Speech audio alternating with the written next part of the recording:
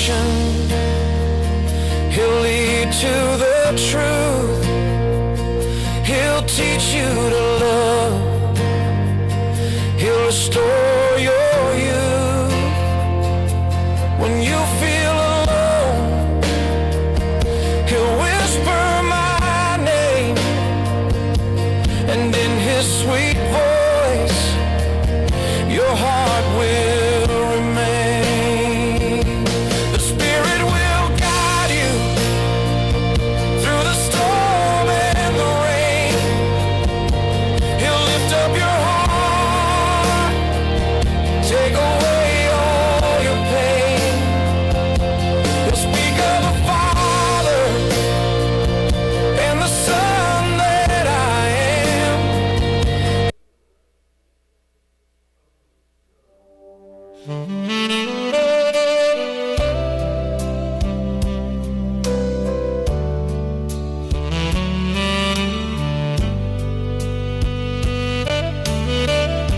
Before the dawn of anything, before the stars could shine, no ticking clock, no breath, no sky, no edge of space or time. There was a presence full and deep, a mystery untold. No lack, no need, just endless peace, a perfect love to hold. No beginning, no end in sight, just a love alive in endless light. Then you spoke, love overflowed, and the heavens came to life. From the depths of who you are burst the day and broke the night. Every heartbeat, every soul, every mountain, every sea, all we are and all we know came from love's overflow. Not born from chance or empty void, but from a holy flame, a burning love that could not hide. So creation knew your name. Galaxies in whispered form were shaped by what you feel. Every atom sings your heart, every breath reveals. Still expanding, still alive, your love creates, it multiplies. When you spoke, love overflowed, all existence took its place. From the wonder of your heart came the beauty we embrace. Every color, every sound, every life that came to be, all we are and all we've found flows from love's overflow.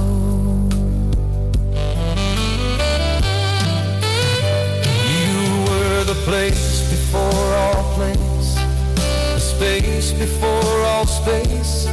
Nothing held you, yet you held all things within your vast embrace. And even now your love extends beyond what we can see, still creating, still alive, still reaching out to me. We are echoes of your voice, we are vessels of your light.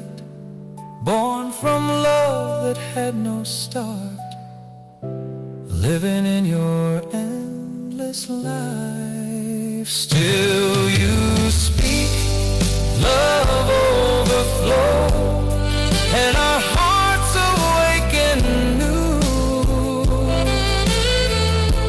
From eternity you call,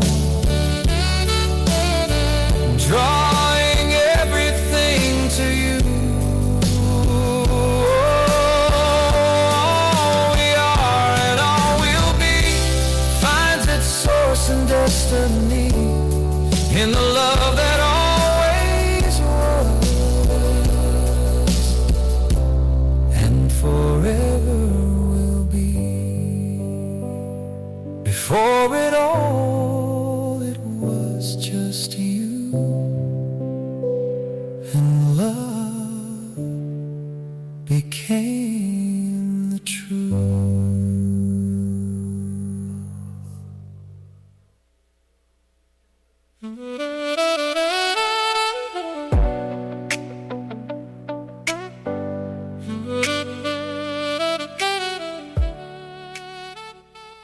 Testing. Yeah, there we go. All right. Well, welcome everybody. And I think you're really going to appreciate today. Last night we had a good evening, a lot of good questions. And be thinking of questions you want to ask Robert. Because I tell you, the gentleman is a fountain of information. Do we have water someplace? I've become acquainted with Robert through Carol, his wife. Carol Marshall was a frequent lecturer for the National American Health Association for Health Lawyers. And being a health lawyer, I went to their annual convention, and she was a frequent lecturer there and talking about various subjects, about health law and things. I come to respect her. We became friends. I don't recall exactly how that happened, but one day I worked for Medical Lodges. I was their corporate attorney, and later became president. And I asked Carol, I said, would you have any interest in a board, serving on a board? Because I'm looking for a good board, and you would be a real advantage for us to have. And she said, sure. So we got, we talked to Carol, and she came up, and just, we all fell in love with her. The board fell in love with her. She just brings a whole new aspect. But her primary care is about care of residents. And we have about 27 nursing homes throughout the United States. And she's just been a real jewel for us. She's been a very important part of our board. We have everybody from accountant to a CPA to I guess I'm the only attorney on that board, which doesn't speak well of our profession. But anyway, but we have healthcare officials. We have a physician, had a physician. Unfortunately, she passed away. But anyway, we've got a tremendous board. Well, Carol was significant on that. Carol came to me about 2 years ago, or maybe a little bit after that, and said, "You won't believe what just happened." And I said, "What?" And she told me her story. Carol's got her own story. Robert has a great story. You're going to love talking to him and asking him questions. So think of your questions. I'm going to ask Carol to come up and introduce her and Robert and tell a few of the situations that you guys probably don't know anything about, because Robert is so humble in his talks. He won't brag about himself, but Carol can elaborate on some of these things. So I asked her to spend 10 or 15 minutes up here just introducing herself and introducing Robert. So. Thank you, Garen. Yeah, I've known Garen, about 20 years, 18 years or something. So let me just give you a brief story about my side of what happened. When Robert got sick, he started out at a local freestanding emergency room. And I couldn't go. I had a Zoom meeting. I sent him to the doctor by himself. He came home and he said, "I have cancer." I don't tease me. It's not funny. He goes, "I'm not kidding." They gave me a card. I got to go to the oncologist Monday. So I had a choice. Freak out or say, okay, we'll take it in stride. We'll do what we have to do. But it wasn't cancer. He ended up in the emergency room in a major hospital downtown Fort Worth, where he got intubated because his airway was challenged.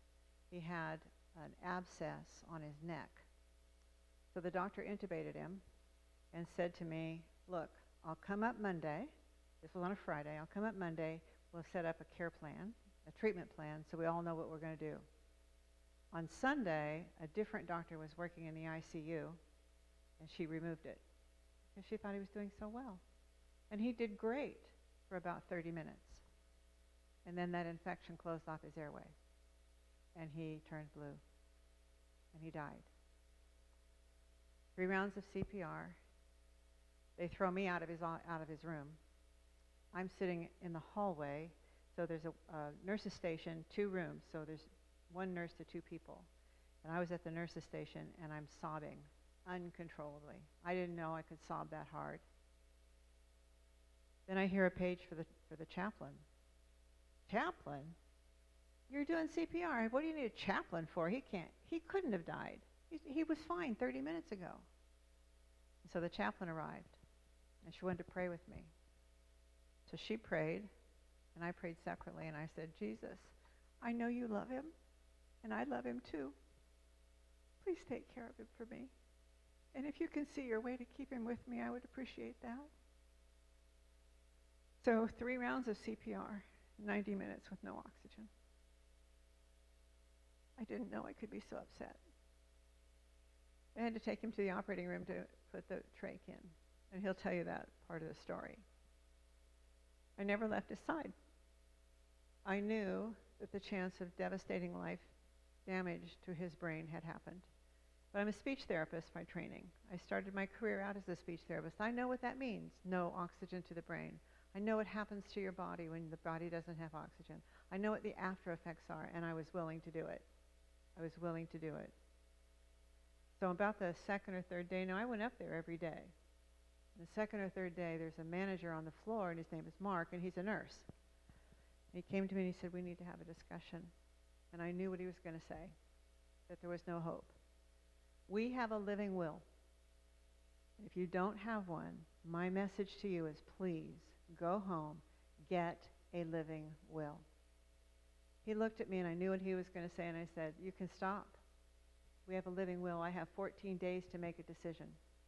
So our living will says if you're on life support, they cannot end the treatment without my permission. And it's mutual. Same thing. If I were in that circumstance, he has 14 days. So I got the 14 days. The doctors were powerless because I had the power then. Otherwise, they would have said there's no hope and taken him off life support. On the 23rd of May, now that was the 19th, 20th, 21st, 22nd, the 23rd of May, I was in the room and he squeezed my fingers. I squeezed them back. Squeezed his fingers again. He squeezed them back. I squeezed again. There wasn't any more. I went out to the nurse's station. I said, he just squeezed my fingers.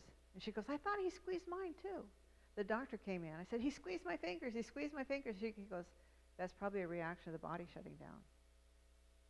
I prayed and I prayed.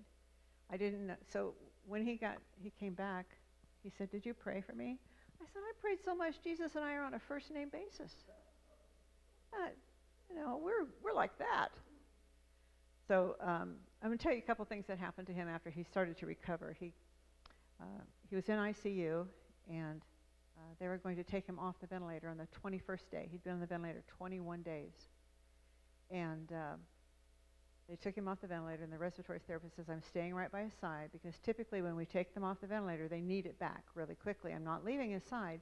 They took him off the ventilator. He never went back. God heard my prayers. He was breathing on his own. And that first day, I had a dry erase board because he didn't have any airway going through his vocal cords. He wrote in teeny tiny letters, I died last night. Teeniest, tiniest letters ever. But his hands were really swollen. I used to spend my day massaging his hands to get the swelling out. The doctors knew that I had a little bit of knowledge about being in the medical field, and so they let me join rounds. In the first round that I was there, this was about the second or third day, I had read his chart and he was on Seroquel. And I asked the doctor in my kindest voice, what's Seroquel for? It's anti-anxiety. I said, have you seen him? Can we give his liver a little bit of help and take him off of that medicine? Well, we can give it a try, and if it doesn't work, we'll put it back on it. They took it off. He never needed it again. They had caused him to, they had put in his chart that he was palliative care, which means we're not going to do anything to intervene with his condition.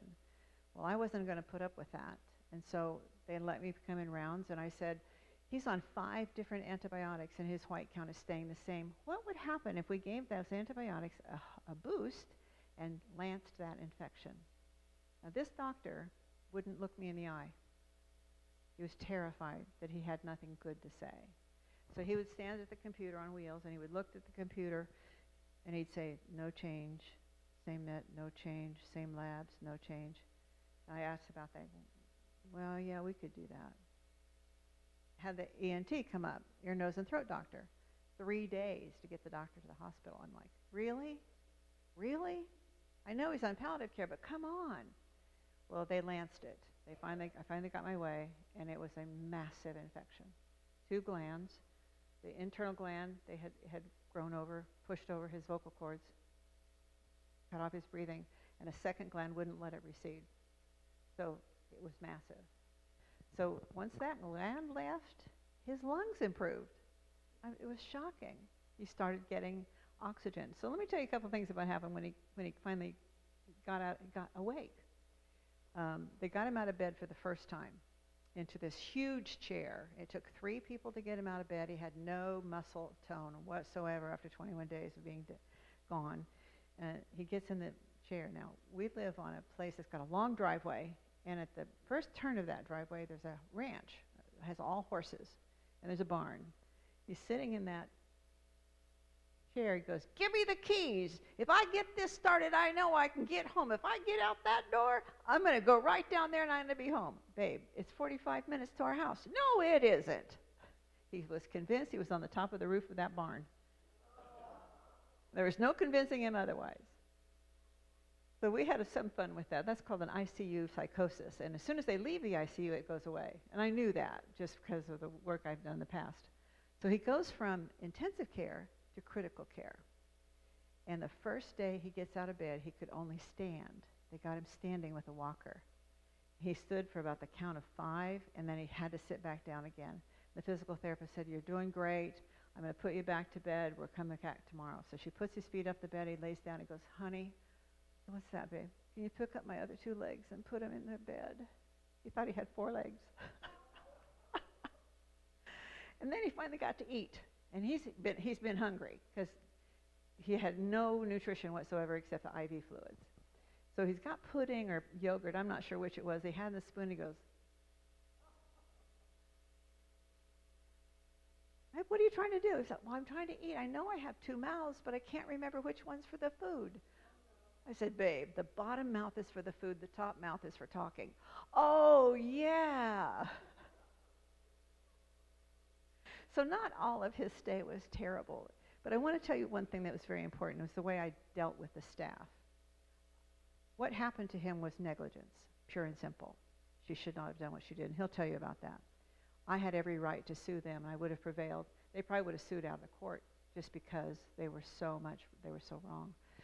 So I wanted to make sure that he got the best of care. Well, being an angry family member wouldn't have done it. I needed to be the kindest person ever. So I made friends with every single nurse and every single doctor, every single respiratory therapist. Anybody who came through that door, I asked how they were. I asked, what can I do to help you? How can I make your job easier? Even the housekeeper came in, and her daughter was living on the streets because she was addicted to drugs, and we prayed together. So everybody who came into my room, I tell you, the best way to get what you want in a hospital is through kindness. And I watched other family members get mad at doctors. It didn't work for them. And I would come up to the hospital at 8 in the morning, and I'd stay all day. I would see other family members come in 5 or 10 minutes and leave. 5 or 10 minutes and leave. I'm like, oh no, that's not happening under my watch. But we have a dog at home. And I have some neighbors across the street. We've lived there, it's been 5 years now, so we would only live there 3 years when he got sick. They came over and took care of my dog. They said, you don't worry about a thing. We got your home front. They mowed my lawn. I have an acre. They mowed my lawn. The next week, their next door neighbor mowed my lawn. The next week, the next door neighbor mowed my lawn. And they never said a thing to me about, did you notice I mowed your lawn? They have made me a much better neighbor. I came home from the hospital one day and I walked into my house and my neighbor was cleaning the kitchen. What are you doing in here? I knew you didn't have time. They were cleaning my kitchen. So the neighbors that I met have turned me into a better neighbor. So now, anytime, my back neighbor had some surgery, and she said I could do everything but change my sheets. We got a herd of ladies in there changing sheets. Because I want to be a better neighbor. And I learned that through this episode. So that's kind of my story in a nutshell. He came through it. It was tough. It was tough. I'll tell you, I didn't know a body had so many tears in it. I would cry for good news. I would cry for bad news. I'd cry for good news. I'd cry for bad news. I'm good at crying. I discovered that now I'm a contagious crier. If you cry, I'm going to cry with you. I don't even know what you're crying about, but I'll cry too. So I want you to listen to Robert's story. His is a lot more in-depth and a lot prettier than mine. Mine was funny, and I cracked jokes in the hospital and stuff, but he can tell you more from his point of view. But if you have questions for me, I'm happy to chat with you about that. Robert, come on up here. He's got quite the story to tell. Am I on? Oh, I'm on. Oh, wait, I have one more thing to tell you. Oh, this is very goodness. important. Here we go. When he came home, everybody he met said, you need to write a book. And he goes, I know, I really need to write a book. Oh, you're leaving? Save his life, he leaves. I didn't let them unplug him, and he leaves. So he says, yeah, I'm going to write a book. So this is a Sunday afternoon. I'm watching football. He comes out and he goes, I finished my book. You did? Babe, let me see it. So I look for typos. He handed me one piece of paper. That's it? I said, babe, books have pages. Oh, I know. Here's my page. Babe, you got to write a little bit more than that. Okay. He goes back into his office. He comes out a little bit later. He had another half page. Babe, we need more than 1.5 pages for a book. This is just an article. So we worked together on the first book. That's the last book I helped him with. All the rest of his books are completely 100% his. I edited for typos, but the first book was my story, his story, and copies of the actual medical record in the book. Oh, look at the look I'm getting. All right, now that you know I'm all stupid. Is this on too? I'll give it to you in the stereo. I'm going to turn this off. Anybody want to tell me how to turn it on? Kind of like writing a book. Just hold that down. Oh. Aha! The red went away. First thing I'm going to do is finish doing what I was going to do. I'm Robert Marshall, by the way. Thank you, Carol, for just talking about that, and not a lot of other things. I want to give each of you a free download of 2 albums for the Book of John, 21 songs. You can go onto the back of the card. You can download them for free. It's my gift for you guys. Every song in there is been given to me by Jesus. He gives me the words. He gives me the music. Tells me how he wants it done. And if there's one thing Carol would probably agree, I never listened to a lot of people before. I was a horrible person before. I'll just say it. I'm not proud of that, but I was. I was very controlling, domineering, self-centered. I just wasn't a nice person.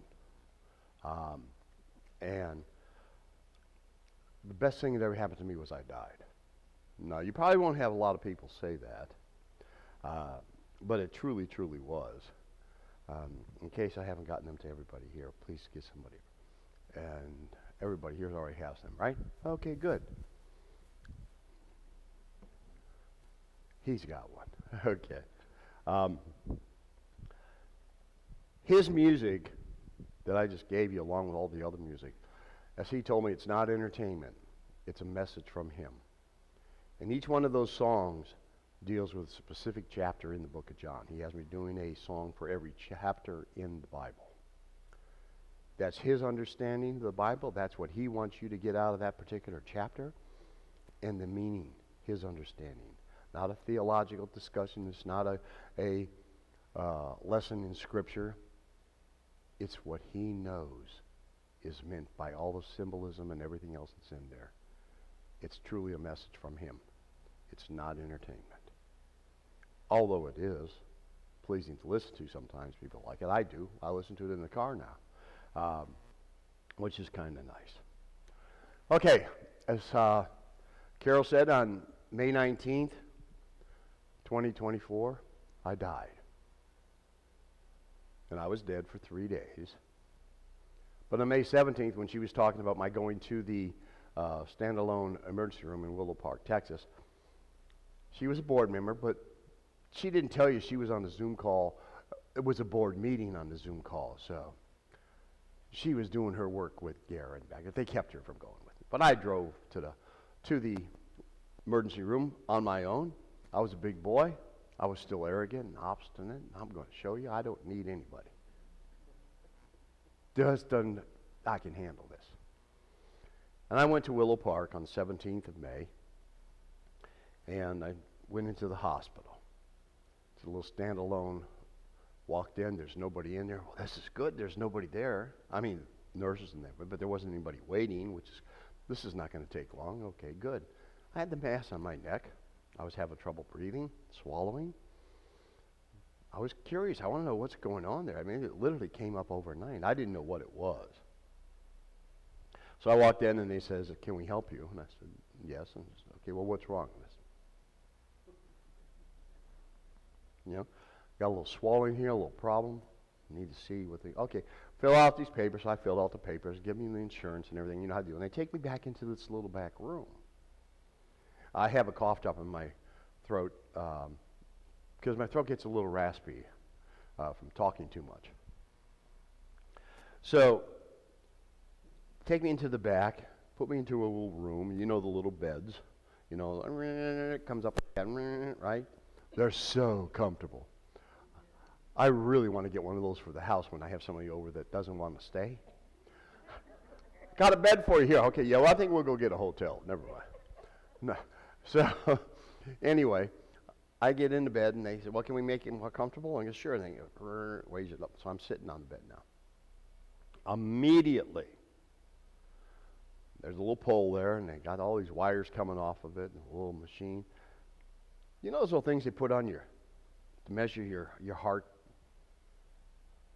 So well, we need to put these on. I'm going, I have a swelling in my neck. My heart is fine. I think they just want to put them on there because they'd like to torture you. Because when they put those on, if you could get those to put on your wall to hang a picture, you would never have to put a hole in there. Those are the stickiest things. When I went home that day, I thought I had pulled them all off. I still had them on there, and they got the little metal. It looked like an octopus gets a hold of you, right? So you put these on. Well, we got to measure. So, okay, put it on, put it up there. Yeah, everything looks good. Yeah, I told you it was good. I'm not in here for my heart. She says, "All right, well, just wait in here, and the doctor will be in a little bit." And I'm saying, okay, now I'm in a room. There's not even a TV in this one. And I'm looking around, and I'm waiting, and I'm going like, I don't know what's taking so long. There's nobody here. Maybe the doctor was eating lunch. I don't know. Well, he finally came in. And he sits down on a little metal stool there and pulls it over. Those little metal stools have wheels on them. You know the little stainless steel ones that have the wheels? Do you ever wonder why they have those? Why don't they have a comfortable chair? Why do they have them on wheels? I'll explain it to you in a little bit. You will understand why they have them on there. And there's a real good reason. So he gets up there and he starts poking and prodding. I'm going, yeah, does that hurt? No, it feels really good. Yes, of course it hurts. He's pushing it on, he's feeling everything, and he goes, listens to my heart, and looks up at the machine, and breathes, and goes, He says, okay. He says, what we're going to do is we're going to see what's going on. I'm going to send you down. I'm going to have a CAT scan done of your neck. And we're going to draw blood, and we're going to run blood tests, and we'll see where we're at, and we'll start there and try and figure out what's going on. I'm saying, okay. He said, well, the nurse will be in a little bit. He was in there like maybe 4 minutes. He leaves. Now I'm waiting for the nurse to come in. It wasn't that long, ironically. I'm going, oh, that was a good relief. Nurse comes in with a wheelchair. I'm going, what's a wheelchair for? She said, well, we're going to take you down and get a CAT scan, and we're going to draw blood and everything. I says, I can walk. I was still a little stubborn. I said, I walked in here. It's my neck, not my legs, not my heart. I wasn't as nice as Carol is. She's at that point anyway, she was nice to the doctors. I probably wasn't quite so nice. You know, I'm being inconvenienced here. Can you just give me a pill, do something, fix this? I don't want to be rolled around in a wheelchair and everything else. Well, I didn't have a choice. I had to get in a wheelchair. She rolls me on down the hall. That they do their CAT scan, and they drew blood and gave it her things. It rolls me back to the room and lets me get in that wonderful, comfortable bed. So I'm sitting there in the bed. Says the doctor will be in a little bit. I'm going, oh boy. Well, I waited, and I waited. I don't know who taught them in school. I mean, they're pretty smart, but a little bit to me is not an hour and a half, 2 hours. Right? They have a whole different concept of time. He must have had a hot date, went out to lunch or something. I didn't know. It didn't. He was doing some other things. And he finally came in there. But before he got there, you know those little ceiling tiles that are up there in the ceiling? Have those little holes in them, right? 752. That's all I could do. I'm counting holes. I'm calculating how many holes are in the whole room. And, you know, you just got to keep yourself entertained, right? So I'm standing there. I'm sitting there now waiting. He comes in and he sits down on that little stool again. They like those stools. I've sat on them. They're not comfortable. There's no padding on them. There's no leather. They're just a stainless steel stool, I guess, for cleanliness. But there's another reason for those wheels, too. So he sits down there and he looks at me and he says, okay. He says, do you want it straight? Do I want it straight? Little hackles on the back of my head went up a little bit there. I said, yes. Just tell me. He says, okay. He said, well, we got the results back of the CAT scan and blood test, and I looked at them, and I sent them out to 2 outside doctors outside the hospital. I sent one to an oncologist. Now, I know what an oncologist is. That's a doctor that deals with cancer. I'm not a real smart person, but I knew that. And he said, I sent another one to another medical doctor outside the hospital to get their opinion. And we all three have concluded the same thing. We believe that we're about 99% sure that this is a new diagnosis of cancer. It's very aggressive, and you need to deal with this immediately. The oncologist has opened up a time for you on Monday, and you need to go see him. Do not put this off. It's very aggressive. You need to go. I'm going, okay. He has my attention now. And he gave me his card. They gave me some steroids and all kinds of weird antibiotics and everything else, of course. You know, they're just throwing everything they can at it right now. And he said, well, go ahead and release you. And make sure you're there on Monday. I said, okay, I'm going. Now, I know my wife told you this wasn't cancer, and it wasn't. It turned out it was a strep infection, okay? She's a doctor. I'm not, okay? I sometimes mispronounce words in there. It ended up being a strep infection. But yet he told me it was cancer. And as far as I knew, that's what it was. So when I went home to tell Carol, on the way home, I'm going like, how do I tell her this? You know, I mean, I walked in. I decided I'm just going to tell her. You have to understand, I had kind of a dry, weird sense of humor. You know, I was your typical guy. You know, I got a sniffle. I'm dying. Man flu. Don't you guys look at me and don't act like you don't know what that is. You know exactly what it is. It's the man flu, okay? Well, I would do that. I hit my arm. Oh, honey, I think it's broke. Okay. A man break. Gotcha. Okay, no problem. So I walked in. I'm just going to tell her at this point. I truly wasn't going to joke about this. Of course, she didn't know that. And as she said, I walked in, and she was at the little island we have in the kitchen, and I walked in, and she said, well, what'd they say? And I said, well, they said they're about 99% sure I've got cancer. I need to go see an oncologist on Monday, and put the card down. And she did say, that's not funny.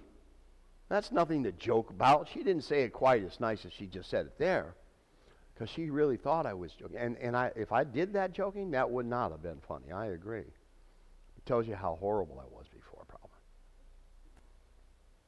Man flu stuff, you know. And I said, I'm not joking. She looked at the card and she says, her exact words were, all righty then. We'll just deal with it.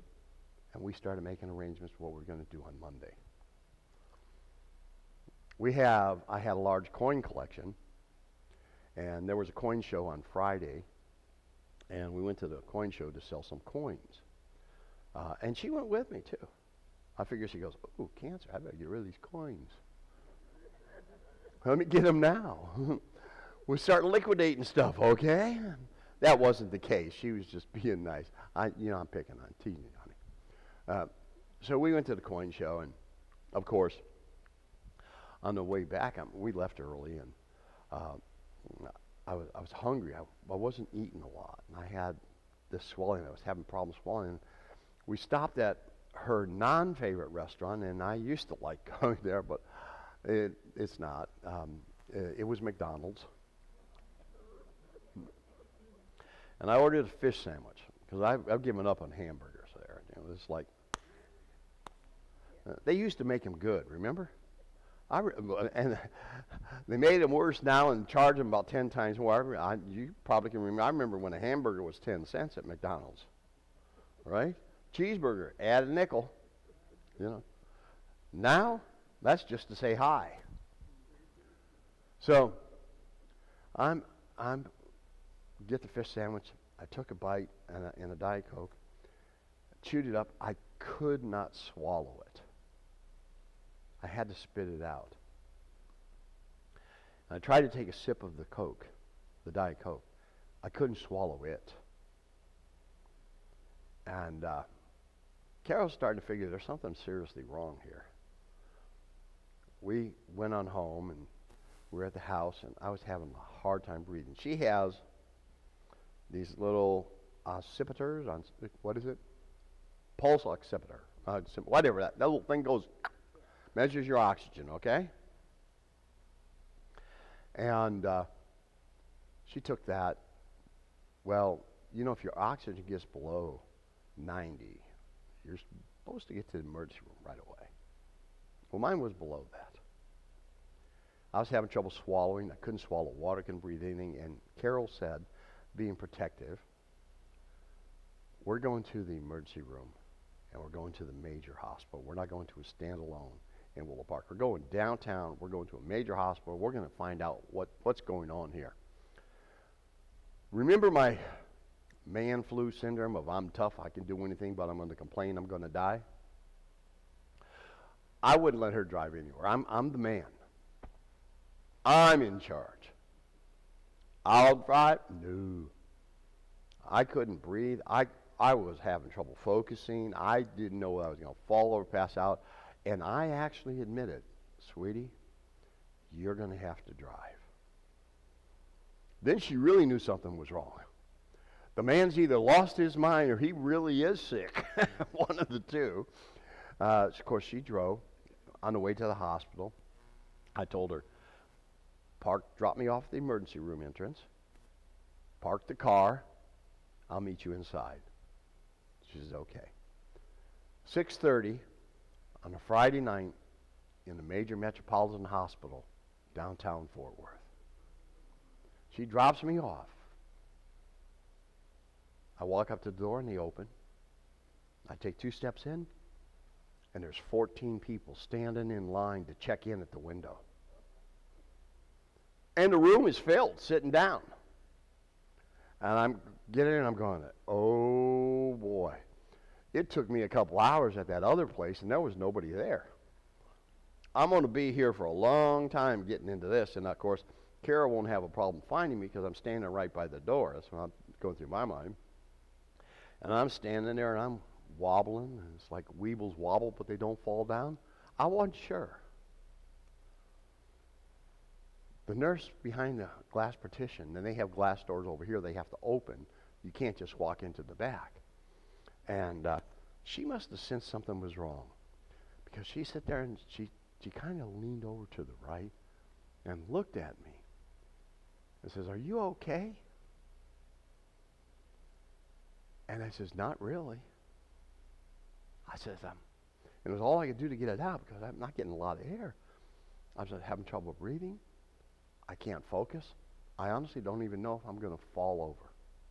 And she looked at me, and she hit a little button. She says, "You go back right now." I'm going, at this point, I'm not arguing with anybody. Man, woman, child, I don't care. You tell me to go somewhere. I just want to get some air, something. This has got to stop. So I started walking into the back, and the door opened, of course. Now, by the time I got back to the doctor was already there. So she must have hit 2 buttons. I've never seen the doctor there when you walk in. He met me right there. And now I'm walking by these 14 people, right? They've been standing there for hours. And I'm thinking, I'm going to have to fight these people. They're looking at me like, who is this crazy man? I've been here standing in this line, and he just walks in and they say, "Oh, go on back." I didn't really care. If I did, I did. You know, I went into the back, met the doctor. Door closed. Kept them away from me, I guess. Doctor said, "Okay, well, we'll take you over here." And they put me in, they pulled the green curtain back, you know. You've all been there, I'm sure. Pulls the green curtain back and says, "Sit down." He sat down. He went through his preliminary exams. He put them little oxygen things up my nose. He's measuring my oxygen, but I'm still, even at my nose, he's putting oxygen on. My oxygen count's going down and down and down and down. And he determined very quickly that he needed to intubate me. That means he needed to put an oral tube down my throat to get oxygen into me, because this is not a good situation. And that was Dr. Gouda, too. Dr. Gouda is the one who actually pronounced me dead later. And Dr. Gouda was also the one who was there when I came back, and boy, did we shake him up. So they took me into the back. Carol came in, and they met her, not exactly where, but they told her that they needed to intubate me. Excuse me. And I believe Carol said something like, "Do whatever you have to." So they took me into the back to intubate me and put this tube down my throat. And I'm going like, hold on here just a minute. They better not try to put that tube down my throat while I'm awake. I'm going to eat that tube. But they didn't. They put me to sleep. They put me to sleep, intubated me. And now, what I'm going to tell you now, I wasn't awake for. Now, it's not secondhand information. It's what I've read in the medical records and talking to Carol and to the doctors, okay? So, I wasn't observing this. But having read that in the medical state, they admitted me to the ICU, intensive care unit, immediately. That was about 6:30, 6:35, whatever it is. I didn't get up to the room until midnight because the room was not prepared yet. He had to have the room ready. But the medical records say they got me up to around midnight, I think it was. And Carol's back there. She'll correct me. She'll go like... So they admitted me, sent me up there, and I was in the ICU resting comfortably until Sunday. I was doing pretty good. I was getting air. I was getting oxygen. Let me tell you something. When you don't get oxygen, you're a happy camper. You know, you get thirsty. That's one thing. But when you can't get oxygen, you'll do anything to get that oxygen. A drowning person will try and swallow water to get the oxygen. You want that oxygen, because without it, you've got a lot of problems. So I'm up in the ICU room, room number 7, lucky 7, right? And I was resting there, and of course Carol, she's up there every day.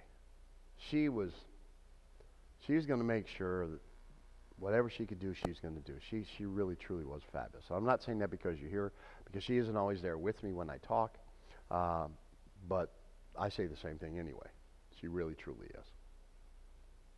So I'm sitting there, and the doctor, by the way, Dr. Good is the only name that we use, and there's a reason for that too. They don't like to be bothered a lot. Although we put medical records in, we did black out their names to make sure to protect their privacy too. So the doctor comes in, Carol's in there too, and the doctor comes in and starts looking at the charts, and this is on Sunday. And she was going, and it was a she, and that came out. She decided that, well, it looks like all these stats and everything look pretty good. Let's see what he does. Can he breathe on his own and disconnect everything, and we'll be all cool, and we'll see if he can breathe on his own, see how well he does. She says, I'm going to extubate him. I'm going to take that out. Well, I wasn't arguing about that. That is not, I'm awake now. That is not a comfortable thing. You can't talk. You can't, that thing's down your throat, and you're going like, ah. You know, you're like. So I'm on board with this. Of course, I'm thinking clear because I'm getting oxygen. I'm going to take that out. In my mind, I'm getting out of here. In my mind, I'm going to get to leave. I'm thinking going home. Carol's thinking, well, maybe they'll probably lower me to a different level down in the hospital. But in my mind, I'm going to get ready to walk out of it, so I am very, very happy. They chased her out of the room while they took it out because they never know what's going to happen. They took it out. They invited her back in. And they stayed in there, the medical records say, about 30 to 35 minutes. She stayed in there with the doctor, observing to make sure I'm breathing. Everything's going good. And the doctor's going like, yes, this is great. This is wonderful. He's doing okay. I'm poking Carol. I'm teasing her. We're getting out of here. You're giving her a hard time. Same old mean, obstinate me. I'm over the man flu now. I had my attention. Let me get out of here. All right, that was fun. Let's not do this anymore. Doctor left. Of course, Carol left with him a little bit. She came back in, and she was in there. Well, while the doctor was gone, that mass, and she was gone about 35 or 40 minutes. The medical records say that she was out of there now. That mass on my neck rolled over my airway. It didn't just push it, it rolled over, and I suffocated to death. Carol, unfortunately, was the one that got to see and discover that as I was blue. The medical records say that she ran to the door and hollered at the doctors, come quick, come quick. He's blue, he's blue, he's blue. And it literally, that's 3 times. That's not me exaggerating. I found something out about medical things that go on in the hospital. Every doctor, every nurse, every PA, physician's assistant that works on you, they have to write a report of everything that was said by everybody in there, their option. My medical records have the same thing written by, if there's 7 doctors were present, they all write the same thing.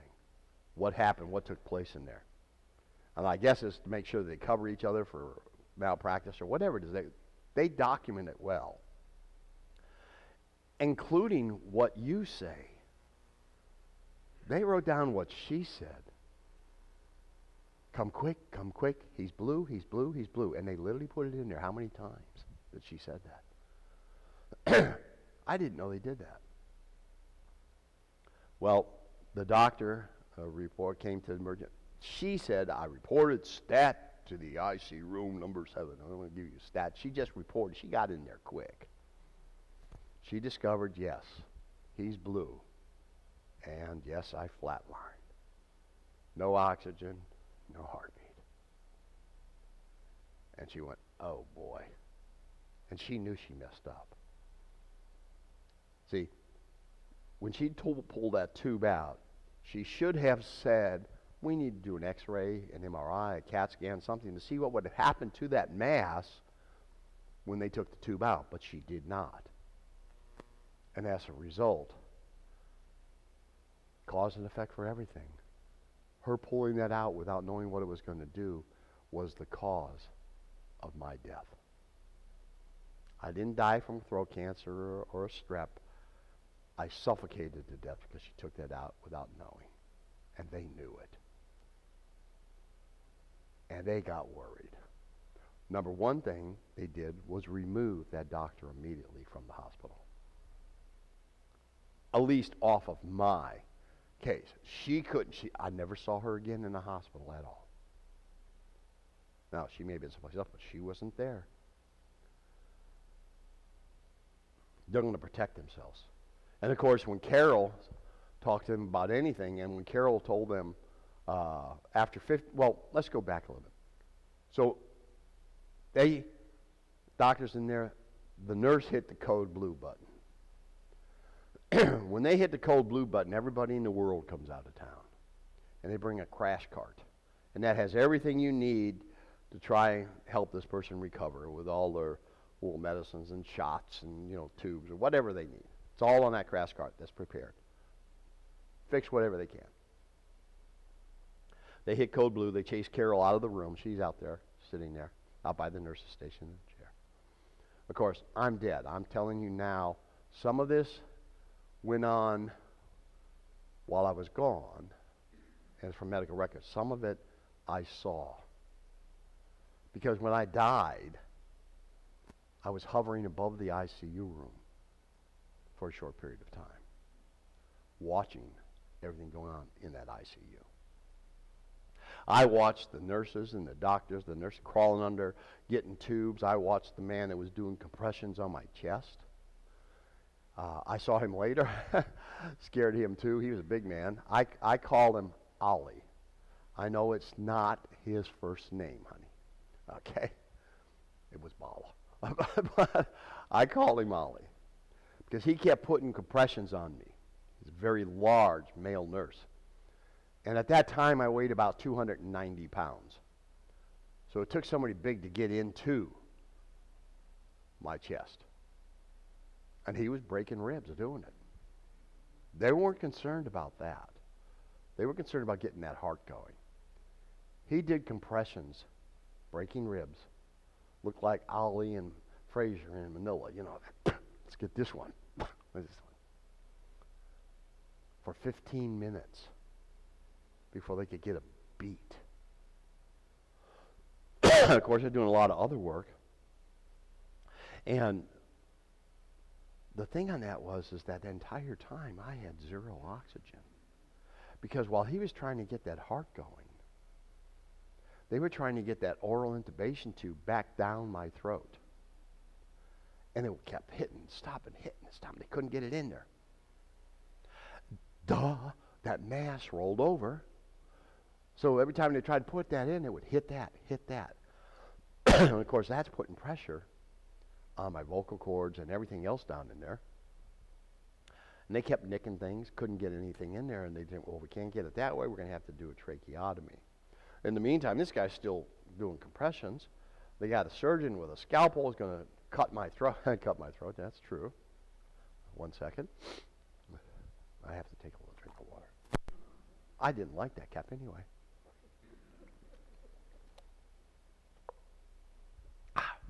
Good. Now, I'm going to tell you something. When one man is bouncing you around on a table and you're going from him beating on your chest, and you got another man with a knife that if you just touch you, it will cut you, and he's going to cut your throat, it's not a good combination. It's not good. He cut it. He cut it crooked. He cut it a little bit too large. The trach they had then was too small. Didn't fill the hole.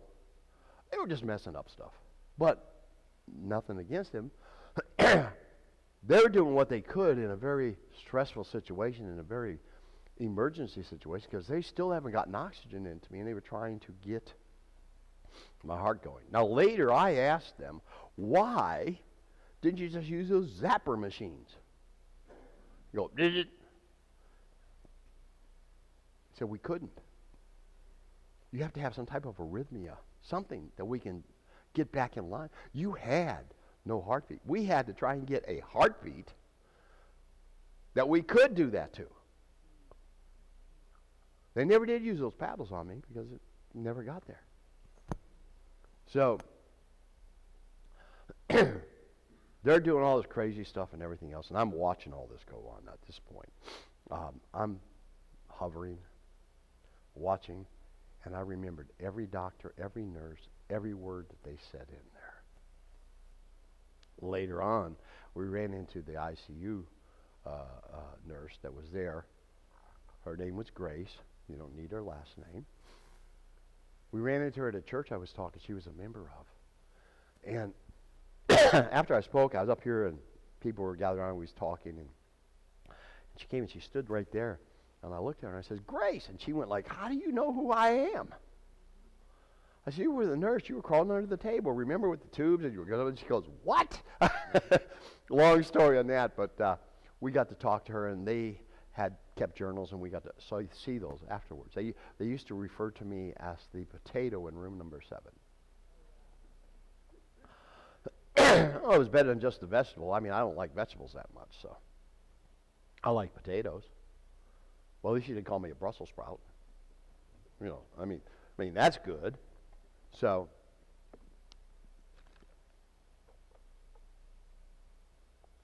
I'll keep it there until I knock it over and make a mess. So they're trying to put that tube down my throat. They couldn't get it done. I'm hovering. I'm watching. And I'm going like, now I'm not feeling any pain at this point. I'm getting it. I got it right here. I got the cap on it. There you go, baby. See? My controller protector. I love you. She's so cute. So I'm hovering, watching all this go on, and I kind of floated out into the hallway. And I saw Carol double over crying. And literally, and this is not an exaggeration, her tears, if I'd have poured this on the floor in front of her, were literally making puddles on the floor in front of her. I've never seen her cry that much. I remember going like, well, maybe she does love me. I don't know. No, I didn't think that. But I remember saying in my mind, of course she didn't know, all she knew was her husband was in there dead. He died. And they were doing everything they could to bring him back. But it was devastating to her. And I remember saying, it's going to be okay, honey. It's going to be okay. Of course, she couldn't hear that. She didn't know that. And I kind of floated back into the ICU, and I'm watching. And that fast, I was standing in heaven. Just, I didn't get met by a band of angels. I didn't go through a tunnel of light. It was just, I'm there. Not in a dream, not in a vision.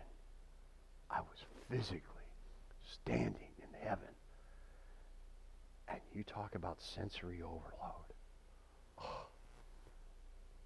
No pain, no stress, no worry, nothing. Absolutely nothing. I wasn't struggling. I wasn't worried about it. I'm just standing there in total awe of the beauty and the peace. The peace, the love, the comfort that I felt inside,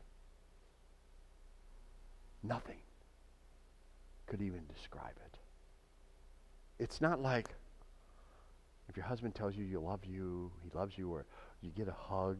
It was like the love was just internally. It was just unbelievable. I'm going like, And then I'm looking around. You'll figure I'd look around, right? And I'm looking at everything, and I'm in total awe. Now I was standing at outside what I call the inner courtyard. It was over here to the left.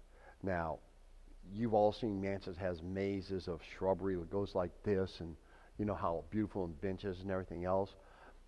Well, multiply that by a billion gazillion times, and the beauty of that was there. Now, through the middle of that was the river of life that was flowing down through it. And I saw a man over there. I'll tell you about him in a minute. And I saw a silhouette off in the distance in the light. And I'm going, okay. But I'm looking at that, and I'm looking over here, more at the immediate, close. And I'm looking at the trees. Now, we have 43 oak trees in our backyard, and they're pretty good size. When I look at those oak trees in our backyard, it's kind of like that. You know, you go to the top to the bottom, you know, they're beautiful, they're big, have a lot of leaves, they're beautiful, except when they fall. And they do fall, and I know they have a lot of leaves because I get to rake them up every year. The whole backyard fills up. The trees in heaven, when I was looking at them, first of all, the colors, the greens. There's greens there that you've never seen. And they're bright. They burst. Whew. The colors are just unbelievable. And they're full. Now the trees in my backyard, the trees in heaven, just towering, magnificent, beautiful, perfectly structured. I'm going, wow. I've never seen anything like that. The giant redwoods got nothing on those trees. Nothing. And I'm looking around and I'm noticing the flowers. Now, I saw flowers that I've never seen.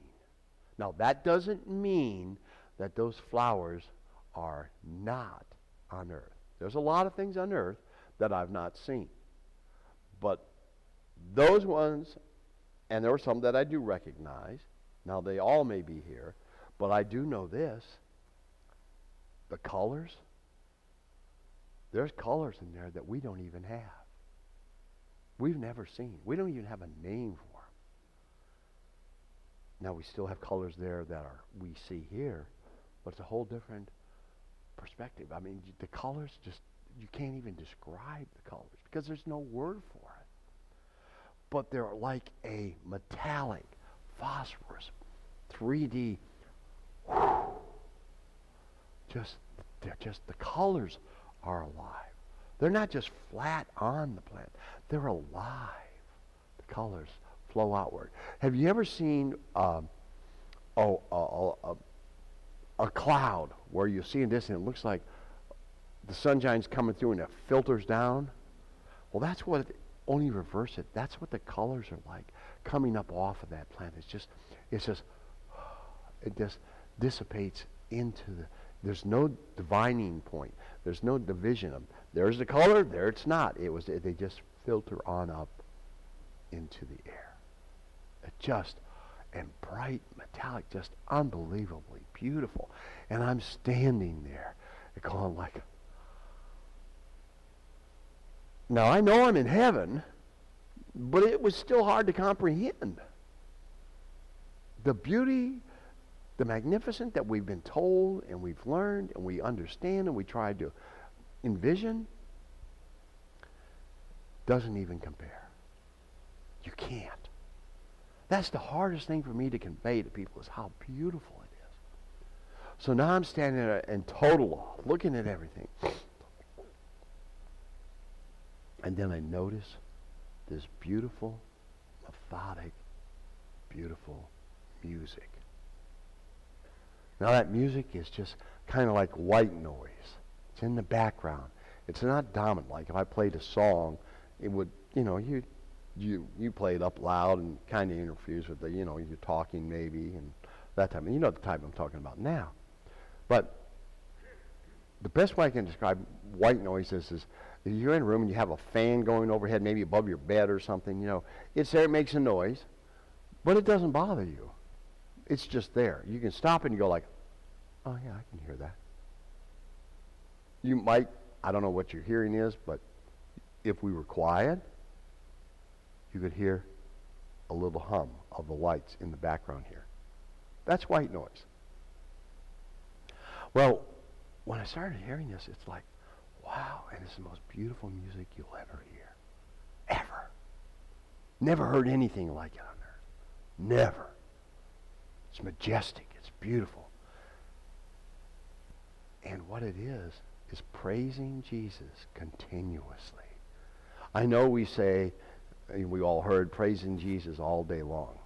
I think there's a song like that. And I purposely didn't say all day long because there is no time in heaven. But it's continuously praising Jesus. And I go, where's this coming from? Well, I learned. See, every tree, every plant, every rock, everything in nature, we know he's present in all of nature, right? But in heaven, all of that, every one of those trees, every one of those plants, every one of those little rocks gives off what I call a little melodic tone or hum.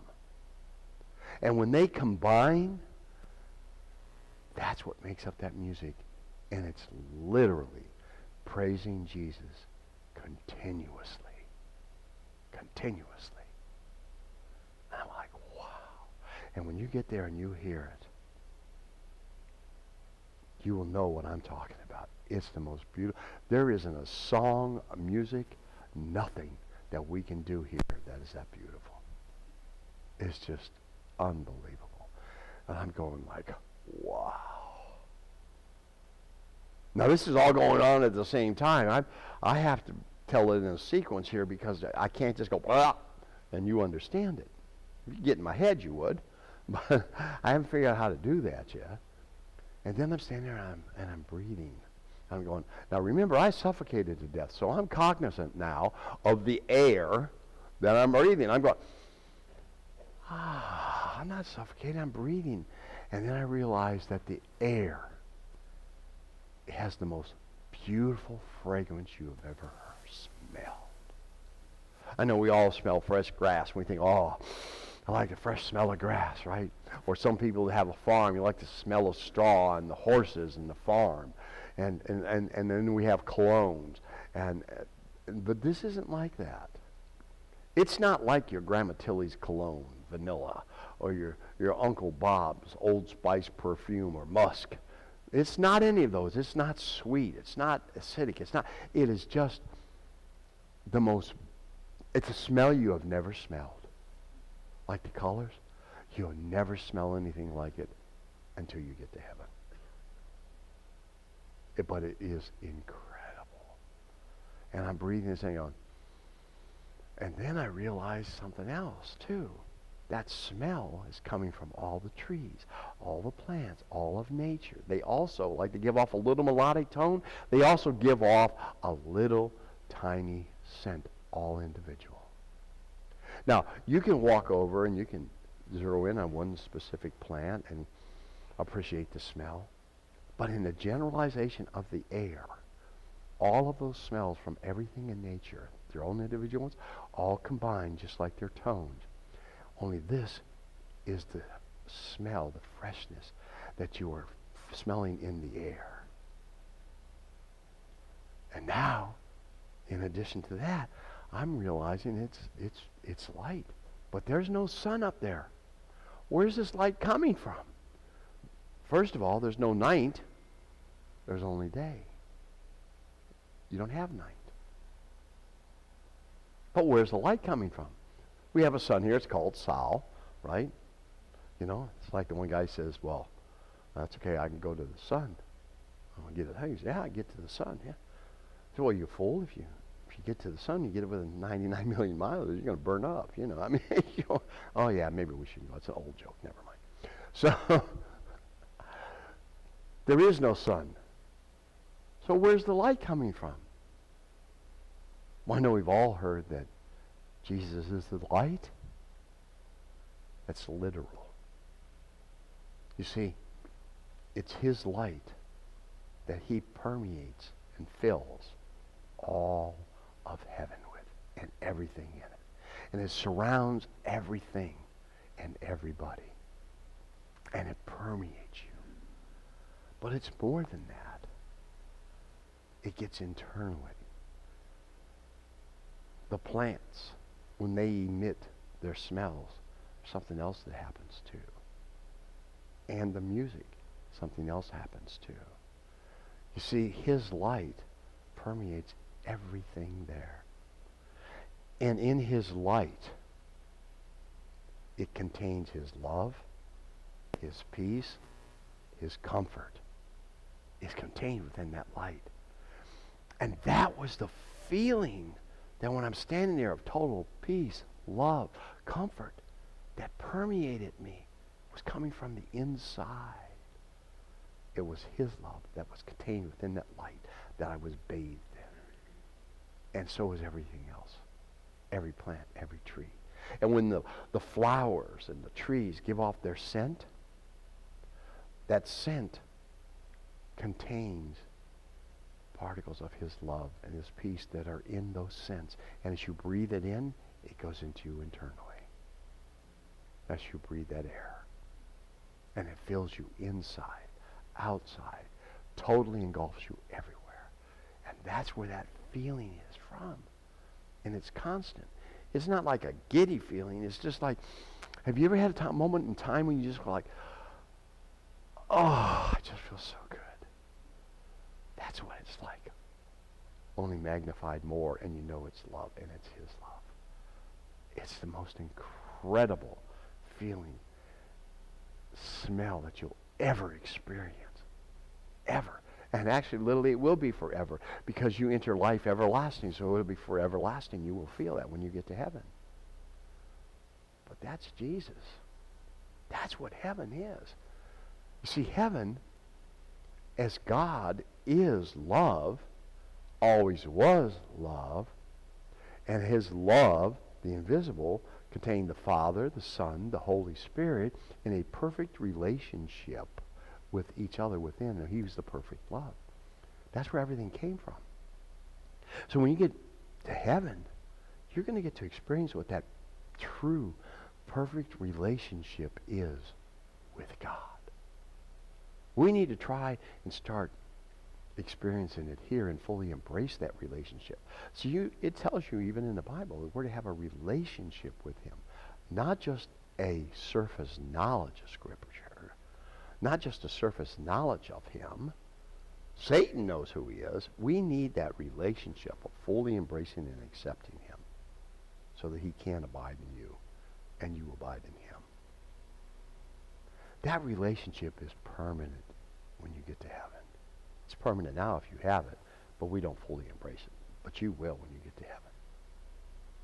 So heaven, the sights, the see, the hear, the smells, beyond any sensory ability that you have right now to comprehend. But it is incredible. So now I'm still standing there, and I'm looking around, and I look over here, and I see that man over there I looked at, and I recognize him. I'm going, I think that's my dad.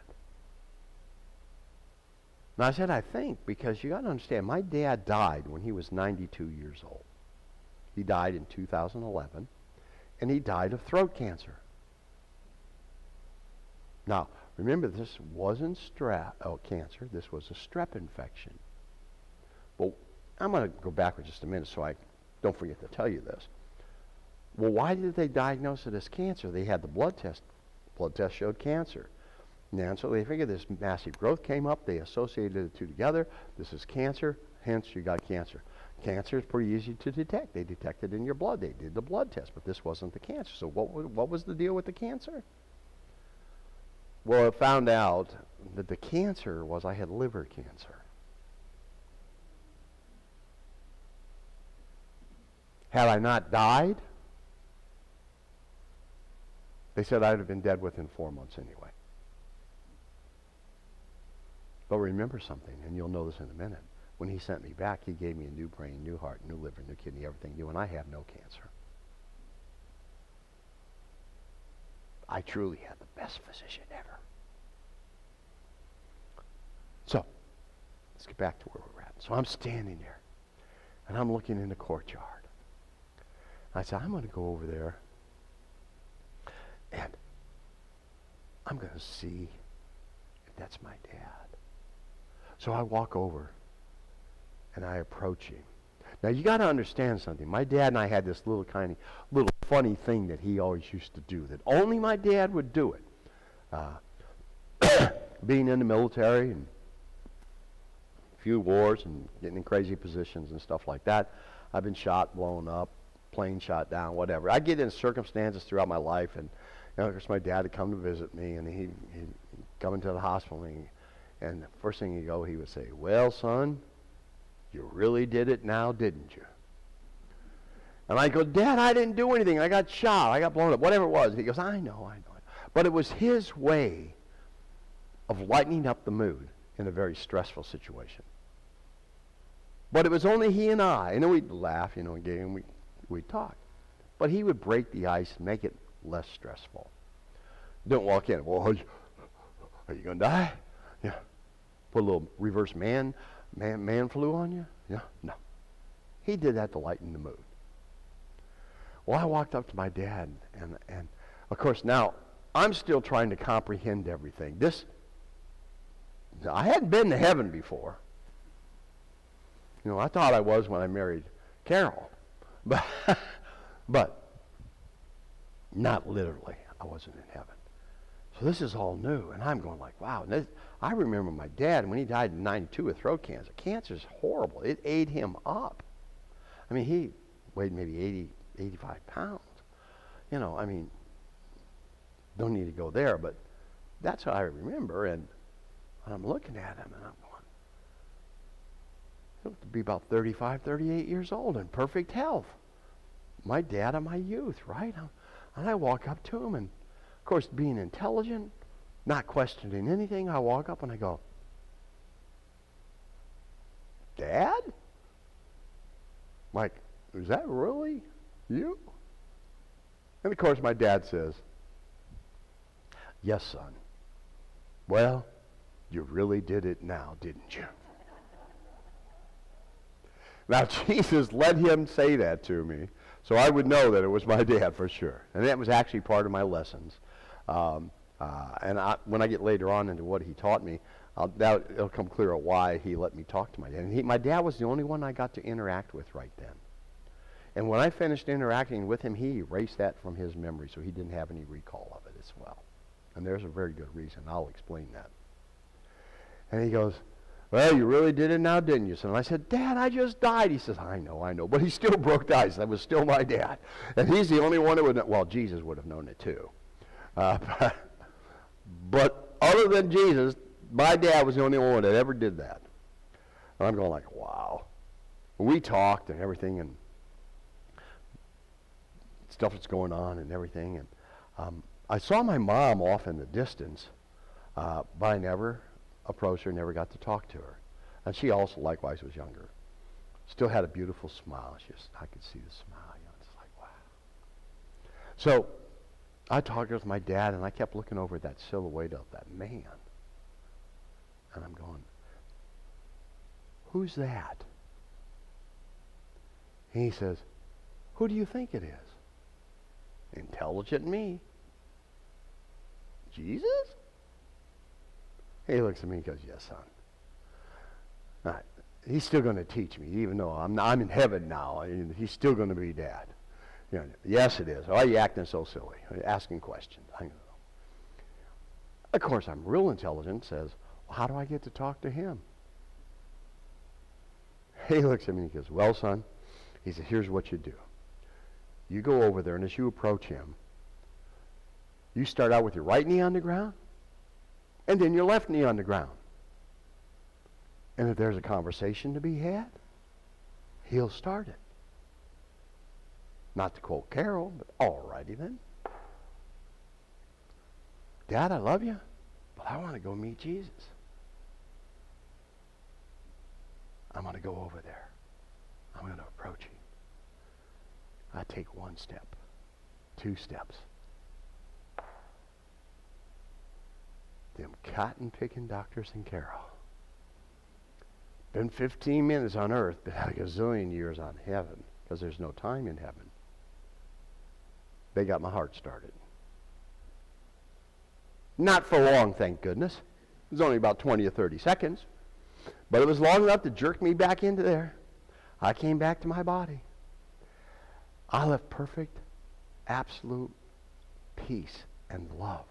I was going to see Jesus.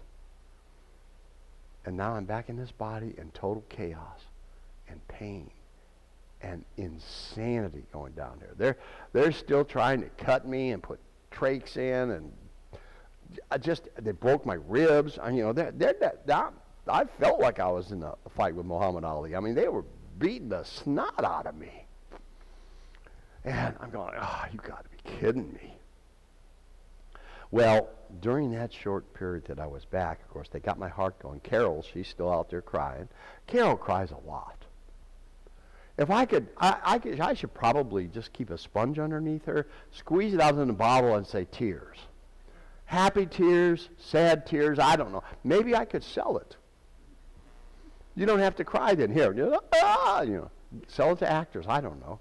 So they can have real tears. So, yeah, she's not really that mean. Pardon? I was concerned about it. No, she's okay. She's smiling. She knows I'm joking. No, she does cry a lot. She says, that's why you love me. I says, no, that's in spite of that I love you. No, not really. So they got my heart going. Of course, the nurse or the doctor goes out to tell Carol.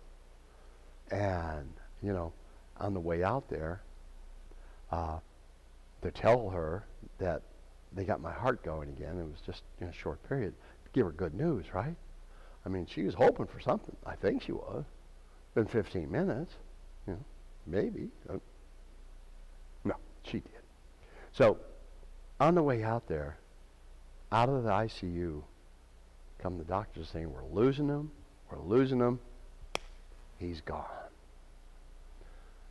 Well, they asked Carol at that point, what do you want us to do? And Carol very distinctly informed them, you do everything you can. And they knew we had the living will. They knew that she had the authority, not the doctors, because of that living will. And they also knew that they messed up. They were liable. They were thinking lawsuit for sure. And they were going to do anything she said at this point. They're going to try to mitigate the circumstances. Absolutely going to. The other doctor was gone. But Carol told me, you do everything you can. Carol would not give up. I thought she was strong before. I did not know how strong she was. The nurse walks back in, and this is all in the medical records. They record it. They went back and it says, his wife said, do everything you can. Do everything you can. So they said, oh. Well, when my heart stopped again and I died, I'm back in heaven. I didn't hover this time. I was immediately back in heaven. And down here, I'm going to break a few more ribs. Well, it took them 21 minutes that time before they could even get another heartbeat. But a lot happened in that 21 minutes. They cut me, did all kinds of things. I bled out into my lungs, and all kinds of crazy stuff happened. But I wasn't there because I was back in heaven. I was dead down here again. Thank God I died. I was not enjoying that down here. I was happy to die again, and I was back in heaven. Only this time, I'm standing outside of a field, a pasture. Now, over to the far left here again is the inner courtyard. I can still see my dad over there in the silhouette of what now my dad informed me was Jesus. I'm going, okay, so I'm standing here trying to decide what I'm going to do, and looking at the trees and the same familiar hug. I felt like, oh, I'm home. That peaceful, loving feeling again. It was so beautiful. So just comforting. And then I look across the field, and coming across the field were two horses trotting. You know horses trot, right? Well, I don't know, maybe they don't wiggle their shoulders, but whatever they do, they trot. And three little dogs. Little dogs had short, little tiny legs. They were running just as fast as they could to keep up with those horses. And they're coming over to me. Now, Carol and I had two horses. We had to have them put down because of old age and disease and so on. Shock was, 27, and Nugget was 32, right? Now, Shock was 27. Shakoosh, we call him Shock, was 27, and Nugget was 32. And we had to have them put down. And we had two little dogs that we had to have put down. One was Fudge 1. The other was Fudge 2. We have Fudge 3's at home right now. He's doing fine. He's got a babysitter that, well, actually, there's a person staying at the house, and Fudge is babysitting them, I can promise you. He's in control. He lets us live with him. He is the sweetest little dog you'll ever meet. We name all of our dogs Fudge. That way we never get the name wrong. Fudge! Okay. Fudge! Yeah. They don't know that we're stupid, see. We're smart. It's a good thing, too, because in heaven, there's something else that happens. So I see these horses, and as they approach, and the dogs, I recognize the two horses. It was Shakoosh, we called him Shakoosh, and Nugget. Now, Shakoosh, Shock, I'll call him Shock, was a white Arabian. And he had the personality of an absolute playful clown. He thought he was a dog. You know how you get little dogs and they'll jump up at you and they'll push off and they run over here, and right? Shock would do that with Carol in the arena and out in the field. He would play with her like he was a dog. He was just funny. He was always cautious. Now, I mean, he could have hurt her. I mean, he's a lot bigger than a dog, but he never did. But they would just play like that. And then Carol, now you want to see something funny. You see Carol doing that too. You think I'm funny looking at you, you see her. No. You were very elegant, honey. It was funny. So, he had that playful. Now, Nugget and Shock were in perfect health as well. They didn't have any saddle sway. They didn't have any saddle marks or nothing. They were just absolutely perfect. Their manes were perfect. Everything. They had the most beautiful horses you'll ever see. And young. They weren't old either. They were in their perfect health. Now, Nugget, she comes up too. Now, I know this is Shock. Here's Nugget. Now, Nugget, the buckskin quarter horse, totally different personality. Nugget was very prissy. I'm so pretty. You may comb my mane or pet my nose if you'd like. She knew she was beautiful, and she's going to let you know it. Okay. Here I go. Okay, pet me. Yeah. And if you like, I will let you ride me momentarily. You know, I mean, total different personality. She didn't really act like. I mean, pretty close though. I mean, she knew she was pretty. She was a beautiful horse. Now, the two little dogs, Fudge 1 and Fudge 2, I recognized them. There was a third dog there. I didn't recognize that dog. I thought, well, must be a hanger-on. They must have got friends or something. So they approach me. Now, in heaven, your pets are there waiting for you. Now, I want to explain that. You see, as Jesus explained to me, he says, now I'm not talking about somebody that's got a snake or a spider or something stupid. That's not a pet. I'm talking about the ones that he gives you that become part of your family, that you love, they become part of you. You know, anybody here ever have pets? Anybody never have a pet? Yeah, that's what I thought. Some are shy to raise their hands. Okay, so you know what I'm talking about. You just love them, and then sometimes we outlive our pets. Whether it be a cat, a dog, or a bird, or whatever the case may be. We outlive them sometimes. Sometimes we have to have them put down for humane reasons. But you miss them. You still love them. Well, you see, as Jesus explained to me, he says, those were a gift I gave you. and I will never take a gift back. Therefore, they are waiting for you in heaven. Jesus will never take anything back that he gives you. Ever. Ever.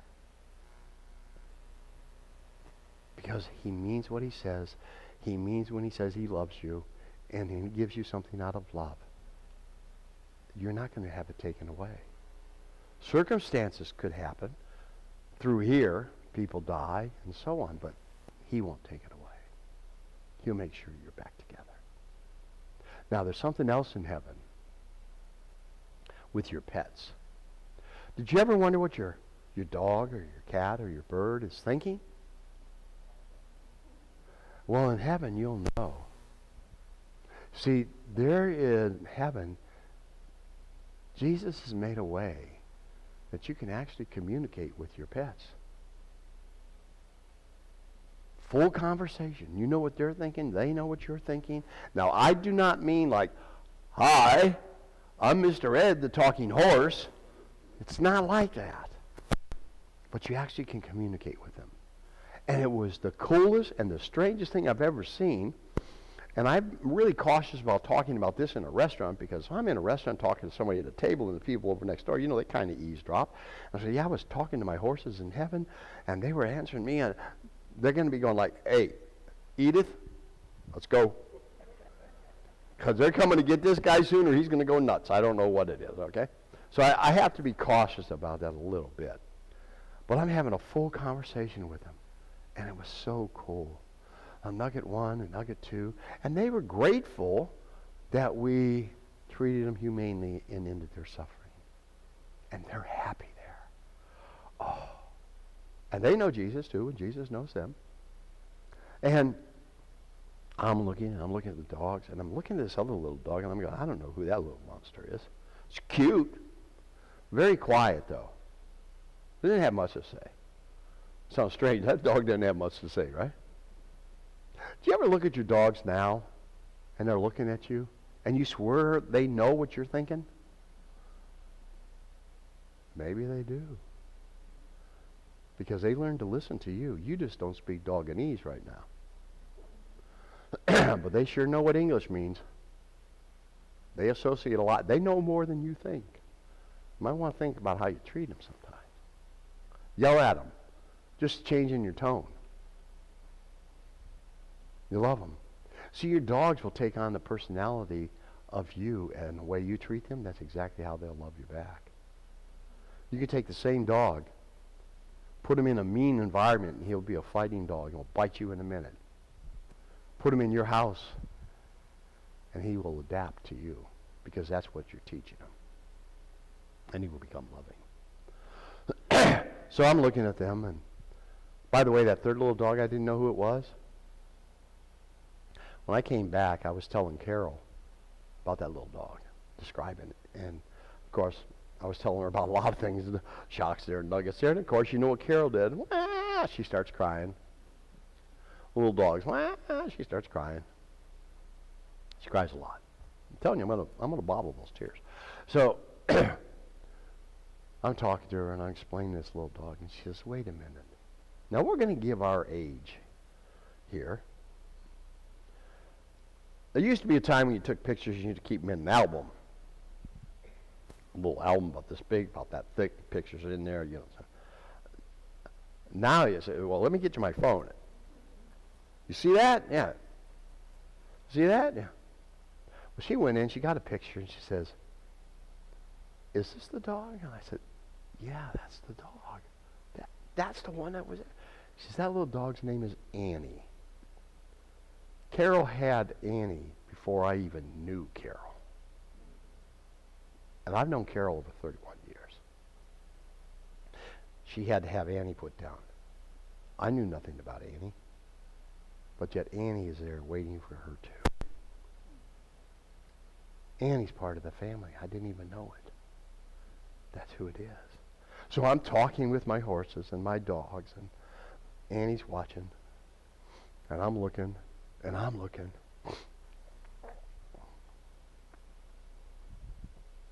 I said, guys, I want to go meet Jesus. And they understood. They understood. So I'm going to go over there and I'm going to meet Jesus. I'm not going to talk to my dad. I'm going to go meet Jesus. I want to meet Jesus still. 1, 2. There I am. You know what the doctors did, right? Carol, they got my heart going again. Took them 21 minutes. But at this point, I've been without oxygen for it's 20 minutes, excuse me. I've been without oxygen now 35 minutes and no heartbeat. There's not a whole lot going on in there. You heard the lights are on, but nobody's home? I didn't even have lights on. I mean, there was nothing. So, they got my heart going again. Carol still wouldn't let them quit. And of course, thank goodness it was only for about 20 or 30 seconds. And I flatlined again and died. I'm going, them cotton-picking doctors have got to stop this. I'm in heaven. And Carol and the doctors are conspiring to keep bringing me back to this body. I don't want this body no more. This body is no good. It hurts. You know, I mean, I like heaven. I mean, it is no pain, nothing. It's just wonderful. I'm learning a new thing. I'm talking to our horses and the pets. I'm talking to my dad. I'm smelling. I'm going to go meet Jesus. And every time I try to go to meet Jesus, I'm cotton-picking doctors, and I did say cotton-picking. Those cotton-picking doctors and Carol would conspire to get my heart going again, and I'm going like, please let me die again. Well, fortunately, and I do thank God for this, it was only about 20 seconds, and I flatlined again, and I died. And immediately, I'm standing in heaven for the third time. Carol's not real happy about this because I keep dying. She keeps trying to get the doctors to keep me going. I'm going like, we think about this a minute? No. She was doing it out of love. I know that. And the doctors were doing it out of fear. They figured they better do something. I don't know. So I'm standing there outside the inner courtyard. And I'm looking. I see my dad over there. I see the horses. I'm looking at the trees and I'm going, you know what? I am going to meet Jesus. No stops this time. This is the third time. I want to meet Jesus. I don't know how long I'm going to be here. They got priors. Every time I take a step to go see Jesus, they get my heart going. I'm going like, well, let me at least meet Jesus. You know. So I start walking toward Jesus, and I take 3 steps, and I stop. I'm still here. Okay. A couple more steps. It's not working anymore, Carol. Her and the doctors aren't. We're doing a real good job, which is fine. It took them 48 minutes or something like 43 hours. I don't know. It was 90 minutes before they could ever get any heartbeat going. Total time. So I'm walking towards Jesus, and they didn't get my heart going. I didn't know how long it was going to be there. I didn't know I was going to be there for 3 days. Earth time. Now, heaven, there is no time. But I'm going to meet Jesus, and I started walking, and they didn't get my heart going. And I walked, and I approached Jesus. When I did, I found out my dad was wrong. You see, he told me I'd start with my right knee on the ground and my left knee on the ground, and then if there was a conversation to be had, Jesus would start it, right? That's not what happened. I didn't start with my right knee on the ground. I didn't put my left knee on the ground either. I just fell full, flat, face down, on the ground, laid out, crying like a little baby. Now, I know there's no tears in heaven. There's no tears of sorrow in heaven. But if you think there aren't tears of joy and humility, you're in for a surprise. Because the joy and the humility that you experience when you come before the creator of the entire universe, God, Jesus, you're going to experience it. Everybody experiences it in a different way. My dad wasn't wrong, and telling me that's how he, in his first conversation with Jesus. But mine, I skipped the knees. Phew, that's it. I'm through. And some of the things now I'm going to get some hankies out because it's hard. So I'm laying there full, crying, I was a wreck. I was in front of my Lord and Savior. Not in church. Not in a dream. Not just in my heart. I was in front of God. Because Jesus is God. And he stood. And he walked over to me. And he bent down. He says, give me your hand. And he held my hand as you don't have to stand on this. And he says, stand. It'll be okay. And he helped me up to my feet. And he literally wiped my tears. And said, it will be okay. We've much to talk about. Let's walk and talk. Now, at that point, you'd think I'd have had some sense pumped into my head. I wouldn't say stupid things. Not yet. I hadn't taken a full residency. I didn't understand that at the time. I didn't understand I was just going to be a visitor and be taught. I didn't know he was going to send me back. The first thing out of my mouth was, can I go back? I need to comfort Carol. I remembered what it was doing to her. And I wanted to comfort her. Now, that's a pretty stupid thing to say. Well, that's stupid. It's a loving thing to say, but it might be a little bit crazy. Because he might say, okay. Right over his head. He never addressed it. He acted like he never heard a thing. Well, I was stupid, but I'm not all that dumb. I didn't bring it up again. He says, we need to walk, we need to talk, and you've much to learn. At this point, okay, I'm going with you, Jesus. So we walked through heaven. He showed me where we were going to live. We talked, and he showed me things that are taking place. And then he took me outside of time and space where he was going to teach me. And he took me back to before creation when there was nothing.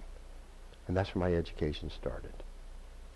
And he showed me everything from here through the rapture and into the new heavens and the new earth and everything in between as he explained it to me. He explained the Bible, the Ethiopian Bible, the Apocrypha, the Quran, everything. So I would understand everything that he wanted me to share. And that I would be able to answer questions that anybody asked. I didn't understand at the time why that was going on, but he taught me everything. And I want to tell you something. When Jesus teaches you face to face, you don't forget a thing. You do not forget a thing. I didn't understand why he was doing it at the time. I didn't know I was going to go back. Well, he continued that whole education. I didn't know I was going to be dead for 3 days either. But we ended up back at the inner courtyard. And Jesus and I sat on a bench right by the river of life, and the trees and the canopy. It was just a setting that was surreal. 1 second, excuse me.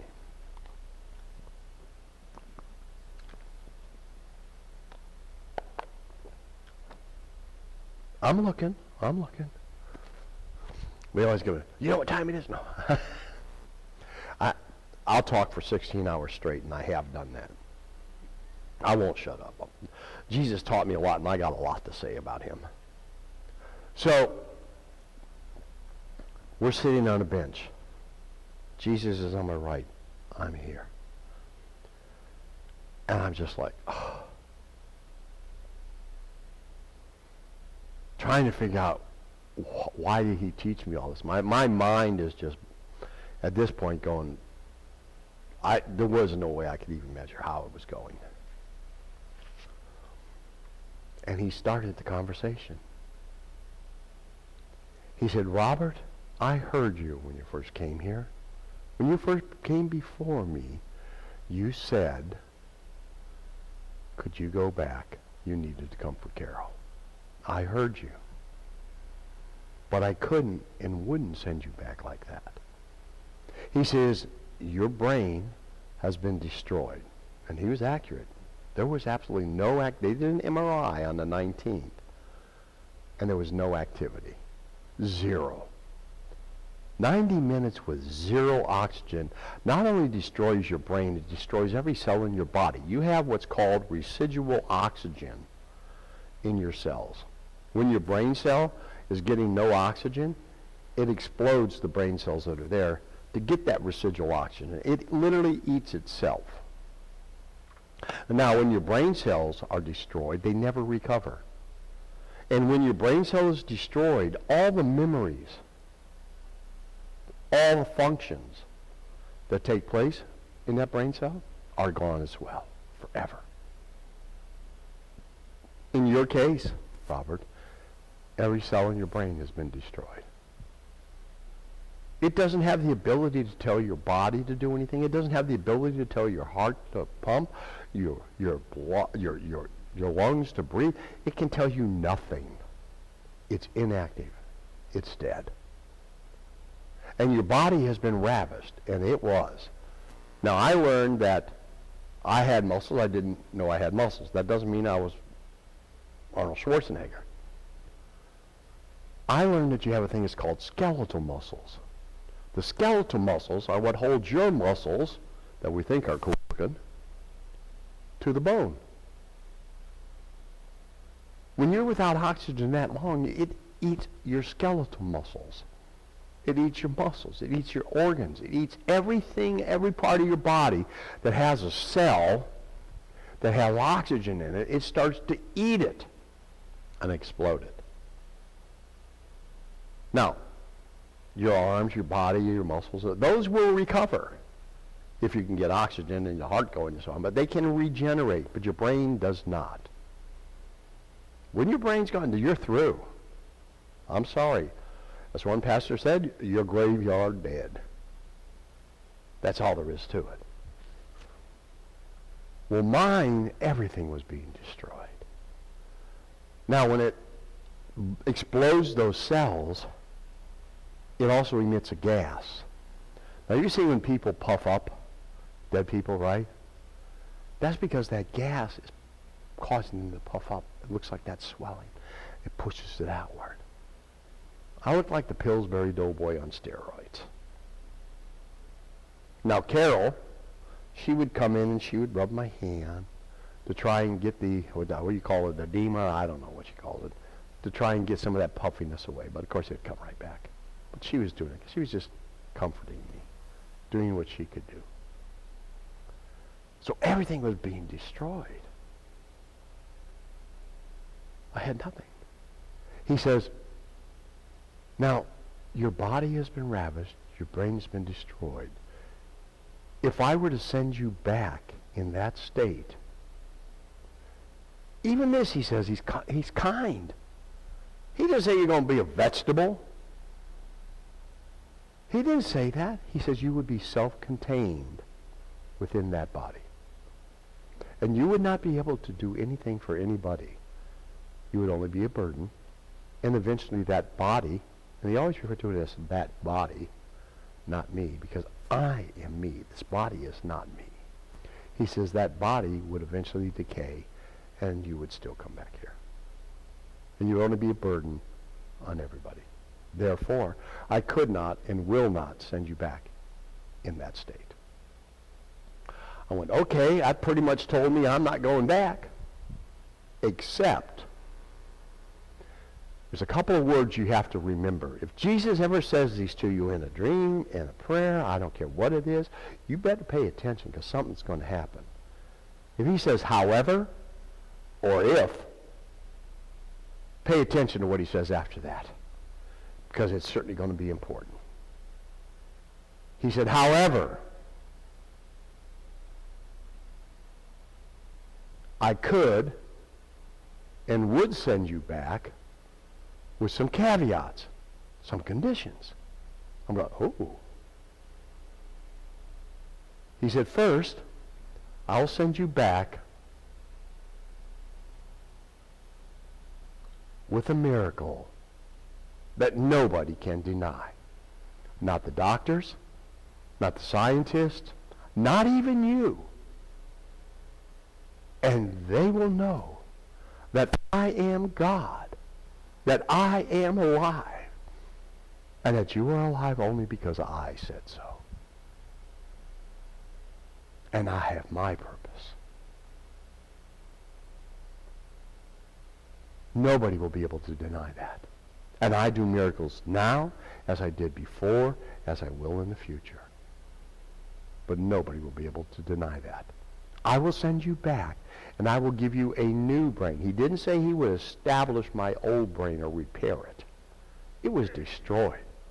Now remember, everything in my life was gone. Every memory was gone. Every function in my brain cells are gone. When that brain cell dies, those memories are gone forever.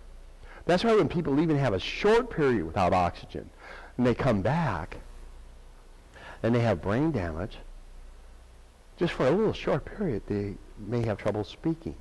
They may have trouble moving their limbs or walking. They might not remember who they are. They may not remember family members. They might not remember how to talk or anything. That's just for a few of those brain cells that get destroyed if they're the wrong ones.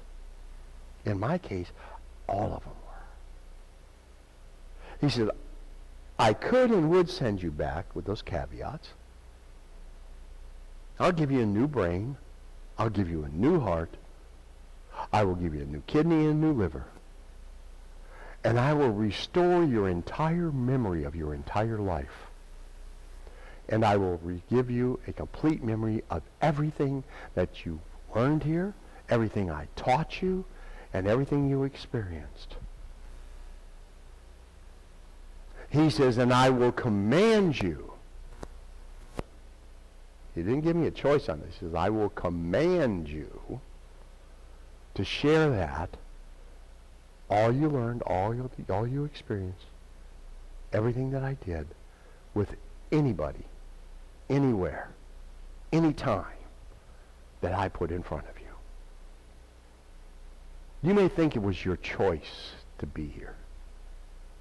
He put you here in front of me because something he wants you to know. I don't know what it is. It's not important for me, but he does, and you will. He said, also, I will command you to answer any questions from anybody, anywhere, anytime that I put in front of you about him, heaven, what happened, or your miracle. And you will do so in truth and spirit.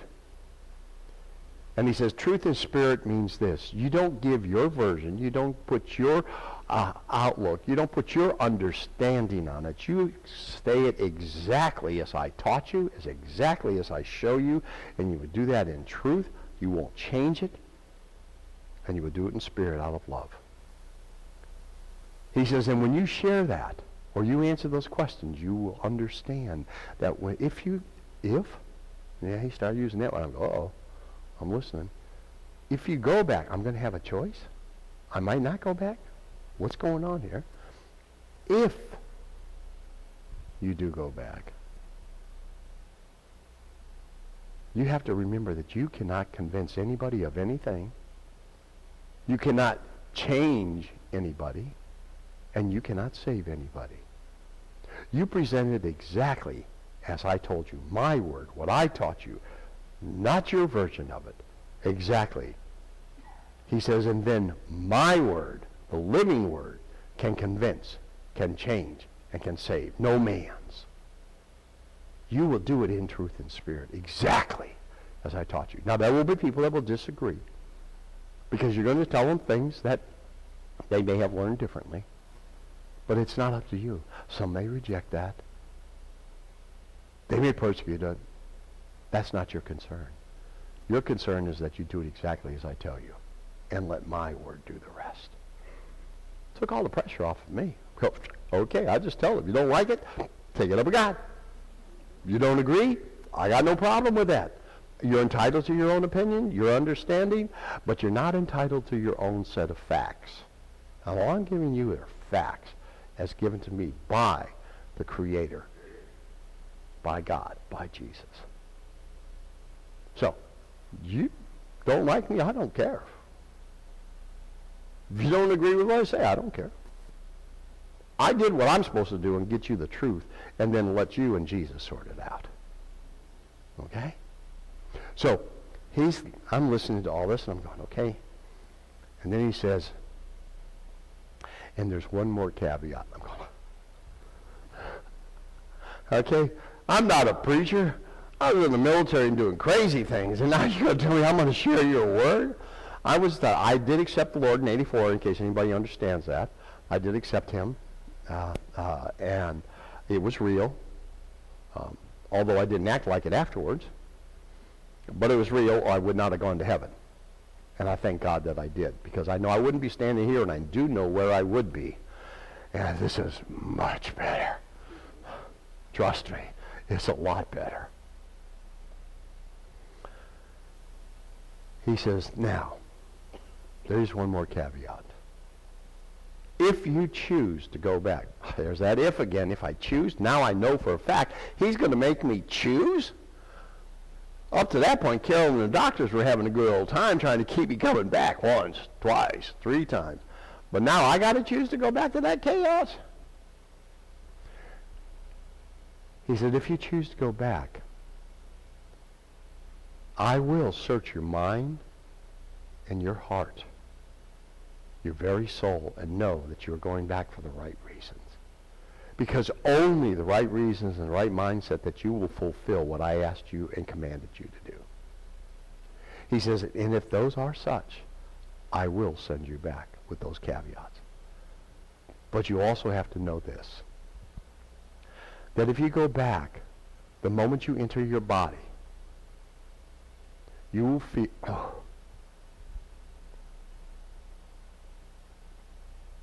you will feel every ounce of discomfort, every ounce of pain, everything, from the moment you enter the hospital until you leave the hospital,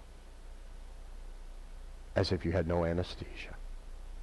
They'll give you anesthesia. They will assume you're not going to feel anything because you're dead, and they still have you on all these medications that you purportedly won't feel anything.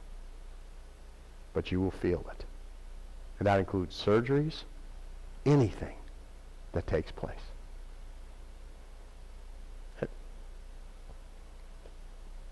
And then he said another if. He said, if you survive that. If I survive that? If you survive that, then I will allow the doctors to mend the rest of your body with the new organs, new brains, everything I gave you, to full health. But you will endure all that pain. And you have to survive it. And then he said, you choose. What do you choose? It didn't take me long. Well, I didn't assume it didn't take me long. There is no time in heaven, so you can't really know. But I told him I'd be honored and blessed to do so. I must have had the right reasons, because the next moment, I was back in my body. He didn't lie.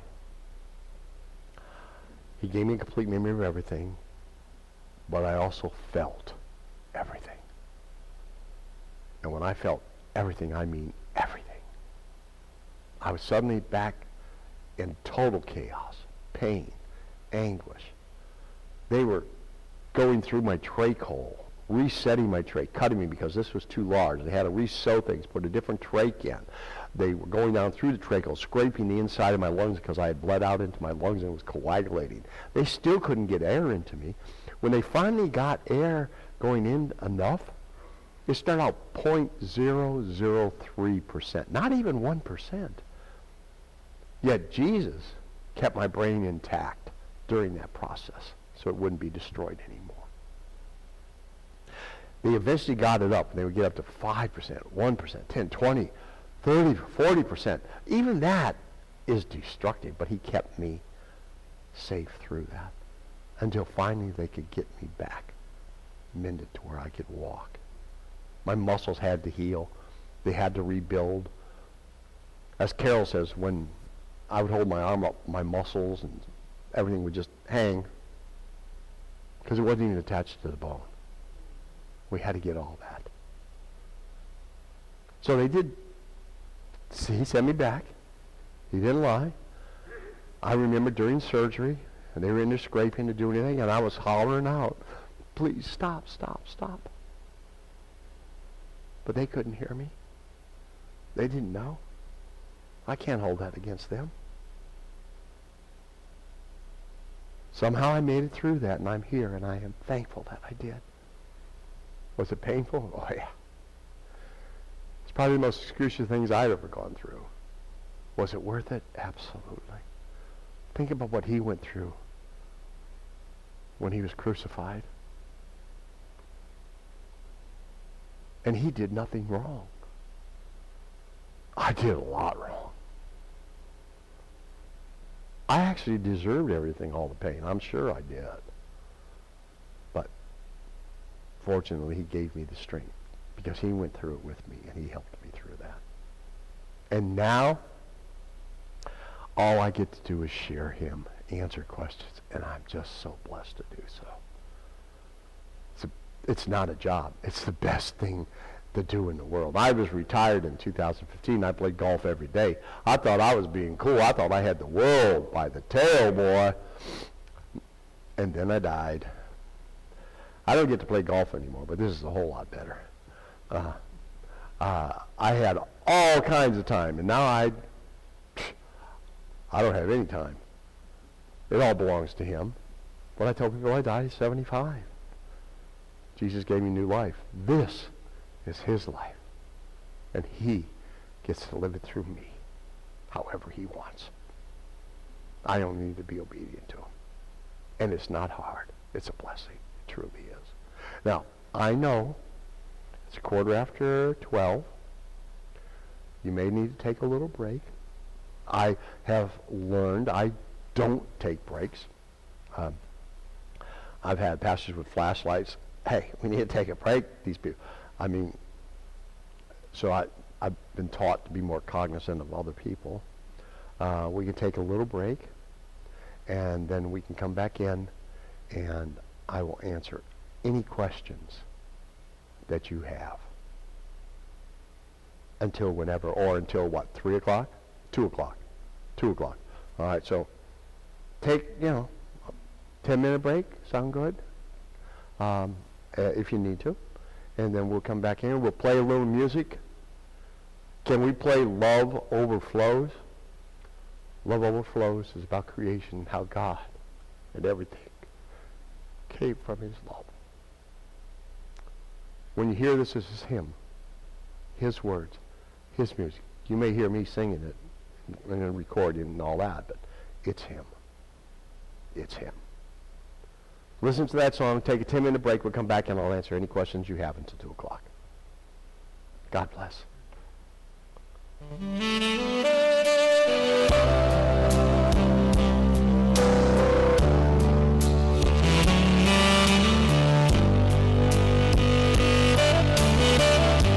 Before the dawn of anything, before the stars could shine,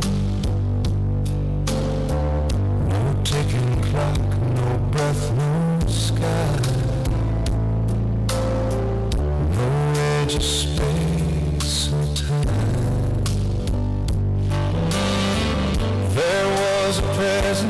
full and deep, a mystery untold. No lack, no need, just endless peace, a perfect love to hold. No beginning, no end in sight, just love alive in endless light. Then you spoke, love overflowed, and the heavens came to life. From the depths of who you are burst the day and broke the night. Every heartbeat, every soul, every mountain, every sea, all we are and all we know came from love's overflow. Not born from chance or empty void, but from a holy flame, a burning love that could not hide, so creation knew your name. Galaxies in whispered form were shaped by what you feel. Every atom sings your heart, every breath reveals. Still expanding, still alive, your love creates, it multiplies. When you spoke, love overflowed, all existence took its place. From the wonder of your heart came the beauty we embrace. Every color, every sound, every life that came to be, all we are and all we found flows from love's overflow. You were the place before all place, the space before all space. Nothing held you, yet you held all things within your vast embrace. And even now your love extends beyond what we can see, still creating, still alive, still reaching out to me. We are echoes of your voice, we are vessels of your light, born from love that had no start, living in your endless life. Still you speak, love overflow, and our hearts awaken new. From eternity you call, drawing everything to you. All we are and all we'll be finds its source and destiny in the love that always was and forever will be. Before it all, it was just you.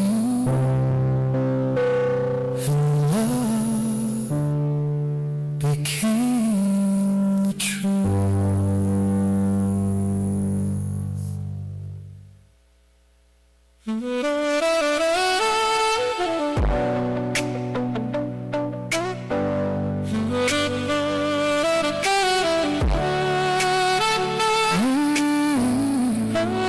I carried the weight of what you did to me, like chains on my heart I refuse to release.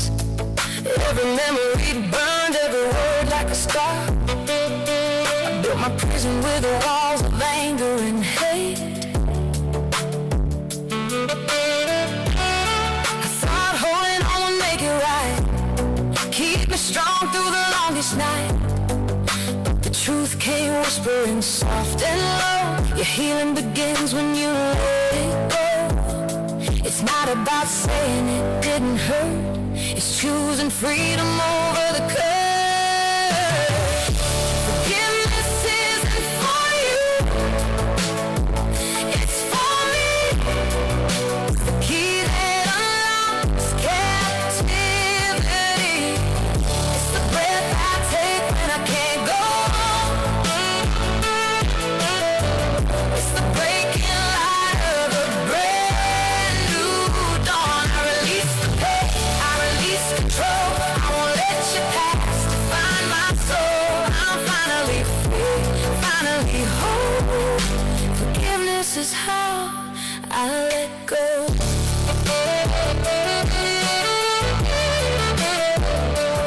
I don't excuse what you've done before, but I won't bleed from it anymore. I lay it down at mercy's feet and choose a grace that sets me free. It's not weakness, it's not defeat, it's strength rising up in me. A quiet power the world can't see, but it changes everything in me. I'm not forgetting, I'm moving on from the night into the dawn. Forgiveness isn't for you, it's for me. It's the key that unlocks captivity. It's the breath I take when I can't go on. It's the breaking light of a brand new dawn. I release the pain, I release control. I won't let you pass to find my soul. I'm finally free, finally whole. Forgiveness is how I let go. I was holding fire in my hands, thinking it would burn you in the end, but all it ever did was scar me deep, till I chose the strength to finally release. I'm walking out, I'm stepping free. This is where I reclaim me.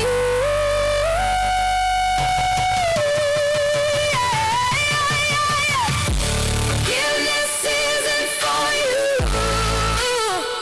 it's for me. It's the door to my liberty. It's the healing I couldn't see, till I gave up the right to make you bleed. I release the pain, I release control. I give it to God, I free my soul. I'm finally free, finally whole. Forgiveness is how I let go. I let it go. I let it go. And in that moment, I found my soul. Forgiveness set me free.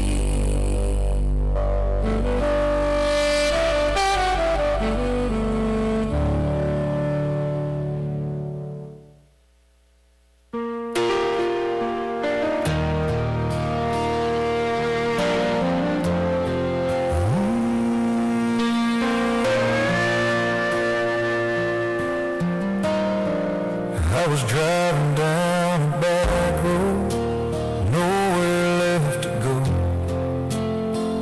Dust on my boots, heart feeling low. Radio preaching said, son, don't worry. I pulled to the shoulder and I came undone. I've been chasing dreams that led me astray. Every sunset felt like I lost my way.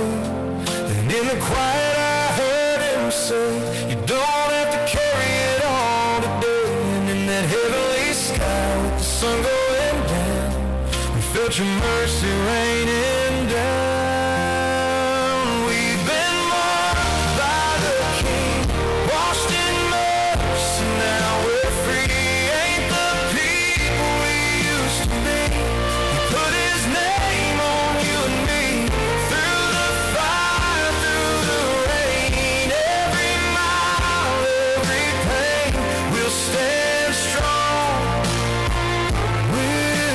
sing, forever marked by the King.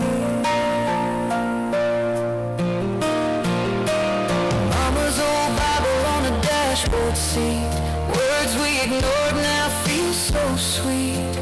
Every page reads like a second chance, like a father saying, come take my hand. We ain't perfect, but we're finally found. Grace picked us up when we hit the ground. Now we walk different, yeah, we talk different too. Got brand new lives with no dirt road view. And every sunset reminds our souls we ain't alone on this road.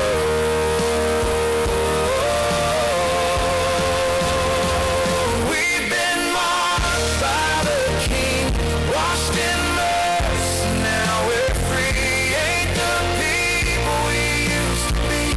He put his name on you and me, through the fire, through the rain. Every mile, every pain, we'll stand strong. We'll sing, forever marked by the King. No more running, no more lies. He saw us through broken eyes, took our shame, laid it down, turned our lost into wealth found.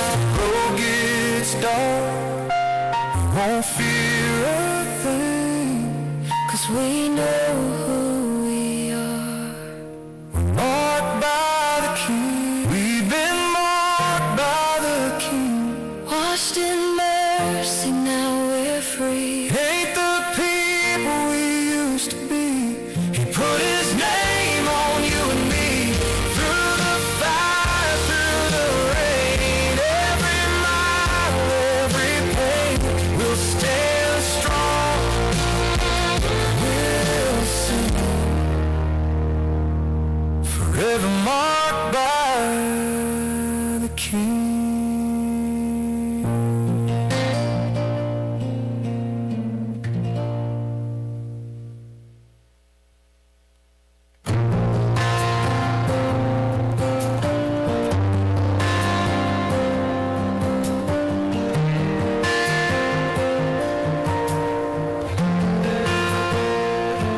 The donkey's hooves struck a dusty street, palm branches waving, a crowd so sweet. Hosanna, they cry, the King has come, God's promised Savior, God's only Son. Children shouting, laying down their coats.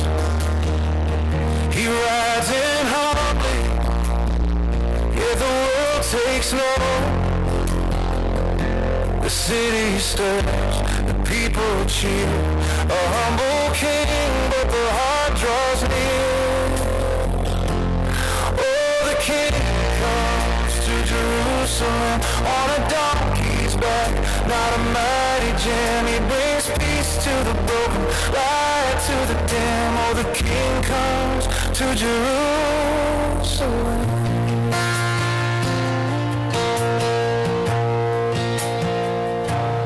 Mary poured oil, tears fell like rain, wiped his feet, his love would rain. Judas complained, he couldn't see the treasure of love in humility. He spoke of death across ahead, but glory waits where his blood is shed.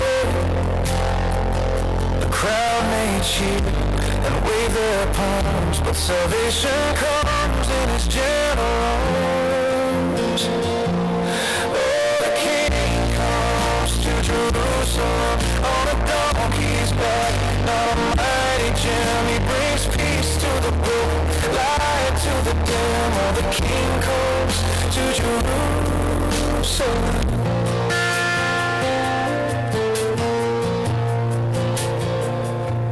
Even now, he calls your name, not for fame, not for worldly gain. Follow him down the narrow way. Hosanna, he saves today. From the dusty streets to the heavens above,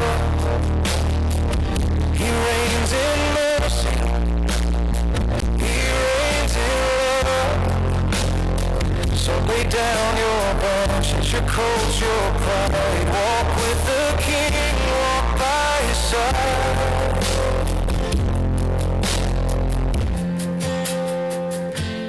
Lift your voice, let the whole world hear. The King has come, and he draws us near. He's the Lamb, the Lamb, the only Son. Glory to God, the victory's won. Oh, the King comes to Jerusalem on a donkey's back, not a mighty jam. He brings peace to the broken, light to the dim. Oh, the King comes to Jerusalem.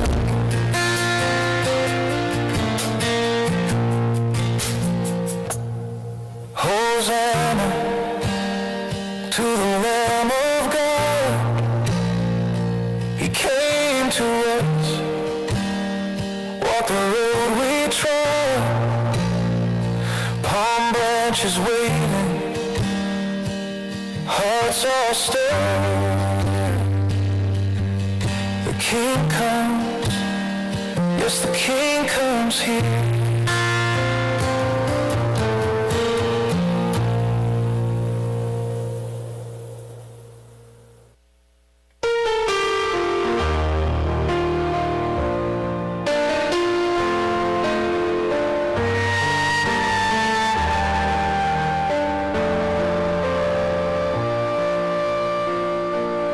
Abraham down through David's line, a promise kept through the sands of time. Though the world was dark, hope drew near. The Savior's birth was almost here. Joseph dreamed, the angels said,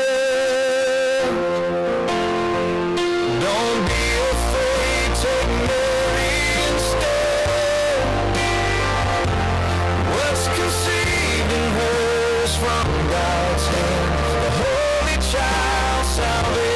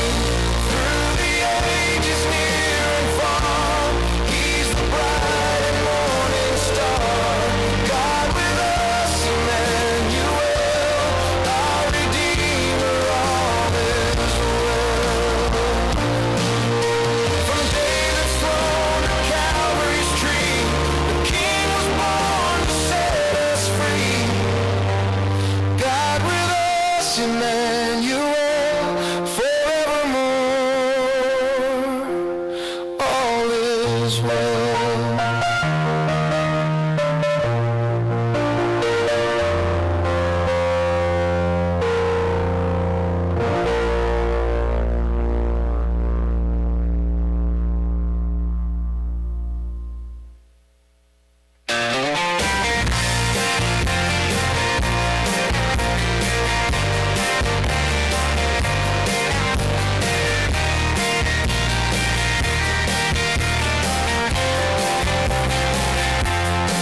Before the mountains ever touch the sky,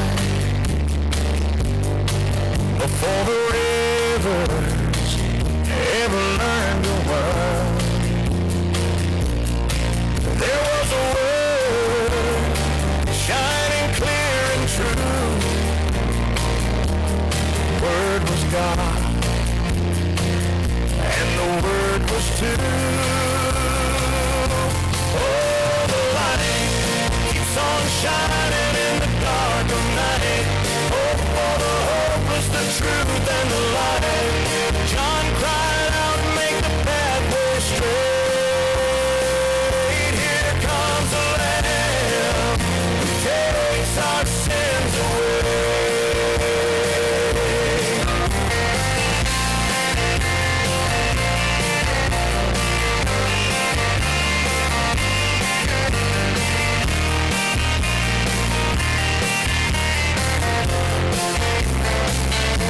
Down by the Jordan, with a voice so strong, John said, I've been waiting, it won't be long. I'm just a witness, pointing to the Son, the Holy One of heaven, God's only one.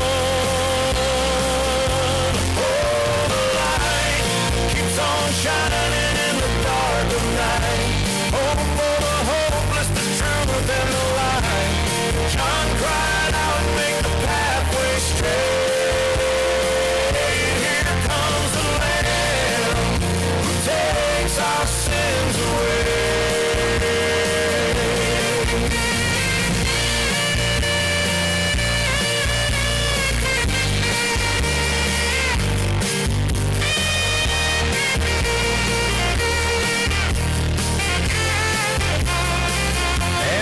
Heard the call, brought his brother near. Jesus said, Father, there's nothing to fear. From fishermen's boats to a brand new start, the Word took flesh and lit every heart.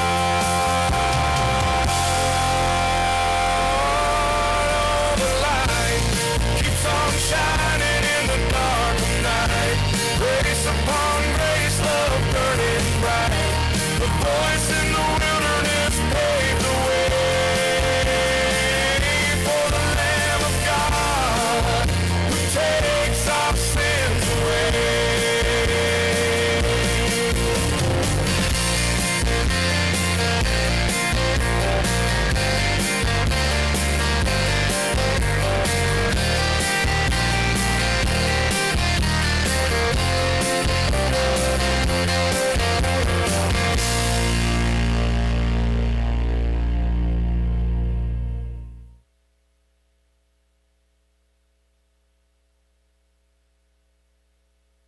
The day I met Jesus was when I died at 75. I entered into heaven and felt his peace and love inside. As I looked around and tried to grasp the reality of where I was, the breathtaking beauty, the love and peace of it all made me wonder how I deserved this at all. It was then I remembered it was because of the love Jesus has for us all.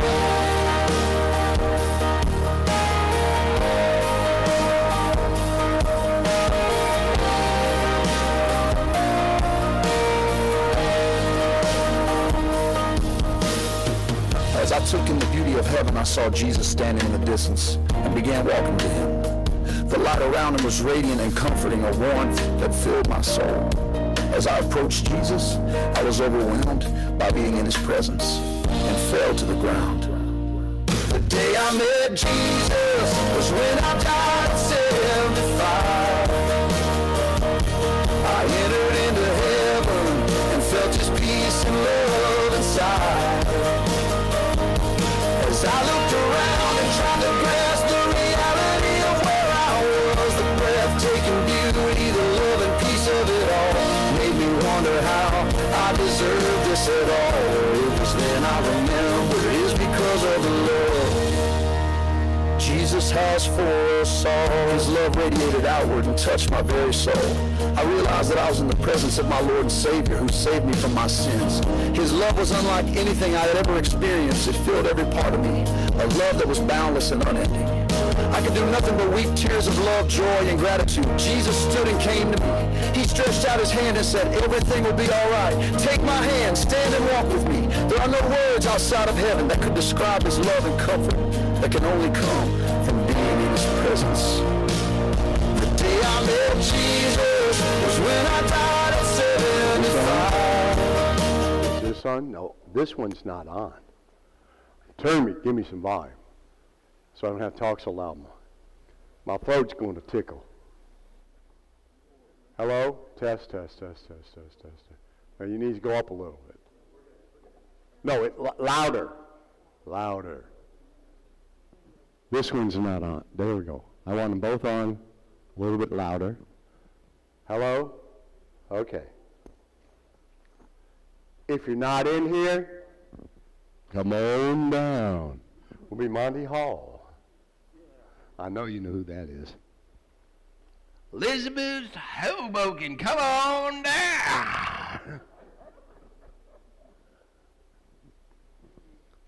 What are you doing today? I don't know. I'm a duck. I want to win that boat. No. Is that all I get? Are you there? Well, can everybody hear me? Can everybody hear this? All right, that's all I had to say. See you later. You take it. I am. Oh, I don't need that. This one's for you. I really, truly, truly am happy that you all came, and I'm glad that you're back here for this last little bit, or an hour and a half, I guess, is the most we have. But they'll be throwing lights at me and books and baseballs. My wife hasn't. Why is this one not on now? You got to keep this one on too, because I'm going to use it. Thank you. My wife has this thing about if I start going too long, she goes like. First time she's doing, she's going like. You know, what are you doing? She, land the plane, honey. Land the plane, yeah. Thought she was. I'm not going to say anything about you that I wouldn't say to you, sweetheart. That was before. All right, listen. No, I'm going to tell you. No. I know I'm on a microphone, too. Okay, so what we're going to do now is we're going to ask you to ask whatever questions that you have. This gentleman asked a question out there in the lobby, and he got it answered. But those that didn't ambush me out there, he knows what I'm talking about. Please ask any question you want about heaven, God, the miracle, Carol. Well, I'll tell you some. Boy, will I tell you about Carol. No, ask whatever question you want. What?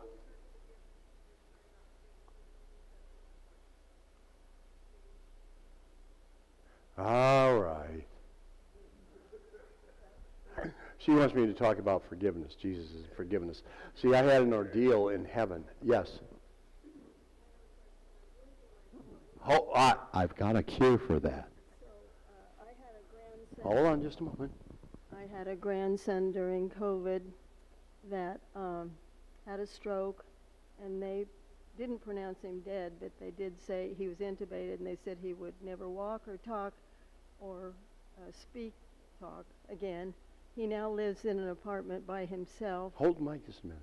Put it I'm up to your sorry. mouth. There you go. My question for you is, before or during or after your situation, did you ever have a brain scan?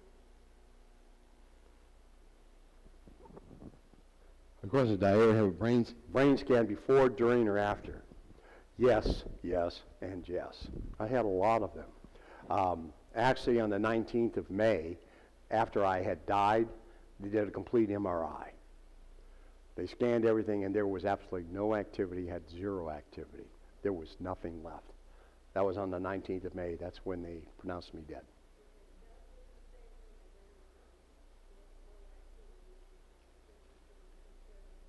Yes. Now, on the 23rd of May, they did another one. I did not even have the same brain. This brain was brand new, perfect, no sign of anoxia, nothing. It was a totally different one. Yes. Oh, yes. In studying my MRIs, the second one, because they had one here and then one here, and of course they're the doctors and the neurologists. They're all like, this is a very, very strange situation. So they're looking at the MRIs. Make it very, very short. They were looking at the new MRI, comparing to the old MRI. And the new MRI has no sign of anoxia, has no sign of anything wrong with it whatsoever. And it's fairly well functioning. I feel that I can talk fairly well. I can certainly remember things a lot better. He gave me a complete memory of my entire life. And I can remember back to when I was 6 months old or sooner. I can actually tell you what my upstairs neighbors in the apartment we lived at, what the cologne they had, what he did for a living, when they used to come over, what they would drink with my parents, and they would come down to the house. I could tell you every conversation, everything about it, and anywhere along my life. Now that in itself is a miracle. You have to understand, when my brain was destroyed, when your brain cells are destroyed, every memory, every function of that brain cell is gone. If you have a little bit of brain damage and you can't remember a person's name, you don't get that back. When your memories are gone, they're gone. When those cells are destroyed, they're gone. Now, if you want to talk about a memory and you want to talk about a miracle, God said here, I will restore and I will give you a complete memory of everything in your life. Who, and only who, would know every moment, every second of my life? I didn't. Yet God did. He knows every hair on your head, every breath you take, everything that you experience. And when he reestablished my memory, he, and only he, number one, could give me a new brain. And number two, only he would know what to put in those brain cells. People kind of overlook that. Because it's just something, we gave you a new brain. Okay, good, you remember everything. Yeah, well, how do I remember it? This is a new brain. And even if you reestablish the old brain, where did those memories come from? He gave them to me. I haven't forgotten forgiveness. I understand. I'm getting there. I was answering her question. Okay? No, I didn't forget. I won't get lost, honey. Okay, what she's talking about is they were looking at my brain scans, my brain. And they discovered that in my new brain, right above, I guess it's the cortex or whatever it is, there is a little something extra that they've never seen in any other brain. It's active. There's electrical things going off of it. They don't know what it does. They've never seen it before. Yet I have that. And they don't know what it's for. I don't either. I didn't realize. I just assume. I just tell them, I just got a new improved brain. This one's got air conditioning. I don't know. Maybe it's got GPS. It gets me a function. Maybe that's what he has put those memories in. Maybe that's what he enables me to remember things. I do know that when somebody asks me a question, and if it's a question that's bound with Scripture, I have the ability to have like a TV screen inside of my head that I can see every Scripture that pertains to that particular question throughout the Bible, because you're supposed to read the Bible in its entirety, in its whole. and I see every scripture pertaining to that, and he brings them all together just like this and shows me how they interlock so that I can answer that question and tell you exactly where it's at. Now, that's not me. Did your grandson go to heaven?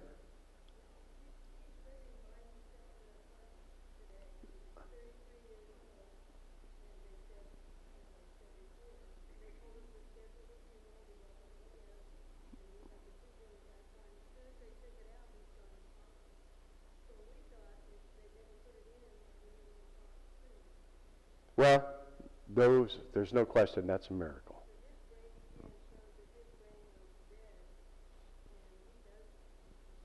Yes, and those are things. See, I'm not the only one that has had a miracle. He performs miracles on people all over. Every day. Every miracle that happens, you don't even know. You see, a miracle is a manifestation of his love outward in either an action, an incident, or something that's going to take or be involved in your life that will benefit you and experience for you and mankind that he uses as a miracle. Simply, just everybody here. How many here would like a miracle today? How many people have had a miracle today? You see, every one of you has. Every one of you sitting here is experiencing a miracle now. You see, in God's eyes and from his perspective, there is no hierarchy on miracles. They're all the same. They're just as easy. There's no greater and no less. He shows no favoritism in miracles. Some of them seem more grandiose and may get more attention, but that's because that's recognizable by man, not by God. God recognizes a miracle as a miracle.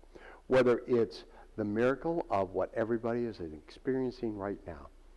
Is there anybody in here that is blind? You all can see me? That's a miracle. Think of all the calculations that are going on in your brain right now that allow you to hear me, to see me, the surroundings, to take what I'm saying, internalize it, understand it. Trillions of functions are going on in your brain that are controlled by God. You think you are? No, you're not. No, you're not. And yet, those are miracles you don't think about. You drove here. Did anybody get into a car accident? No. You'd still be delayed. Those are all miracles. That's him working, interacting in your life. He said, I'll never leave you. I'm with you always. Those are miracles you don't even think about. What about the miracle that you're living here in the United States instead of a foreign country where you have food, you have electricity, comforts that we take for granted? Those are all miracles. We just don't recognize them. That's why it says be thankful in all things, for all things. And when we start to recognize that, that truly was a miracle for your son.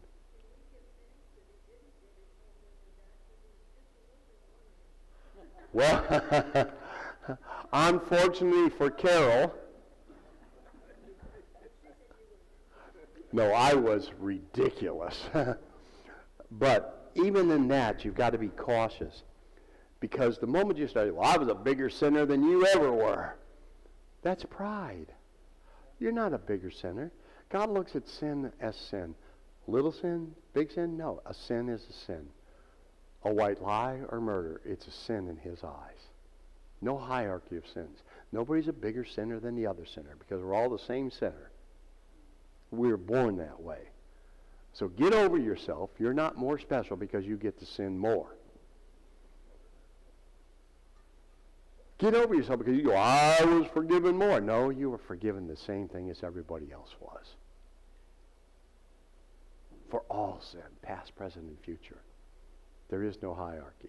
Your son, absolutely a miracle. It's a recognizable miracle. And that's what you got to do. Sometimes you get you're more observant and you recognize certain things more. Certainly, him bringing me back from the dead was a pretty recognizable miracle. But it wasn't any more difficult for him to do that than it was so that you could hear, so that you could see, so that you could taste, so that you can walk. There's nothing more. I am nothing special. My miracle is nothing special. Only thing it does is it gives me the ability to share his love, to share him. First, it's not my miracle. It's his. It's not my testimony. It's his. I'm the recipient. All I did was die. And it doesn't take a lot to die. I didn't do it. It's kind of like, can you work your way into heaven? No. You're going to die. Everybody, and I hate to tell you this right now, everybody is in death, dead, until you accept Christ. Because you're born into a sinful nature. And that is separation from God. And that's why when he said that I will pull you in through grace to everlasting life. I want to pull you into everlasting life. Not existence. Because you are existing here. Everybody on earth is existing in death, separation from God, until you accept him, and then he pulls you into life, and then you live. Yes? I was 1984. I was born again in 1984. I died 2 years ago. 2024, yeah. It was 1984 is when I accepted the Lord. 2024 was when I died physically. All right, a physical decay of this body. The body's going to die, but you will never die. So it's just a matter of whether you want to stay dead or you want to enter into life. Yes, you have to understand that. He said what happened to me was a miracle that you could see. Actually, you didn't see it. You weren't there. But, no, I understand what you said. I wanted to clarify. What you are seeing is what you are hearing. And that is part of Jesus, God, the invisible God, became visible 3 times. When creation came about as his love overflowed, his love became visible in everything. That was the first time. And it's still invisible love holding it together. The second time God became visible was when Jesus came back, so that we could see him, that we could put faith and hope in him, that we could see. He manifested himself as a God-man to pay the price for us. That was the second time he became visible to us. The third time is right now. And that is, you have to understand, his word, his love, that is God. It says in the beginning was the Word, and the Word was God. His Word, the invisible, is now becoming visible. God is becoming visible for the third time through the understanding of his Word. Making signs and wonders become visible, making miracles more visible, and you are correct, is something that you can see. But you didn't see the miracle. You're seeing his Word explaining what happened. Just like the Scriptures, when you truly understand them, to get the true meaning is his Word becomes visible to you. And you can see it, the understanding. It's what's happening now. So yes, more miracles are happening. And as we share them, they become visible to others to help them understand his Word is alive, that he is alive. And doesn't mean you have to see Jesus standing there. His invisible word, his love, his meaning, his understanding is what you are seeing now.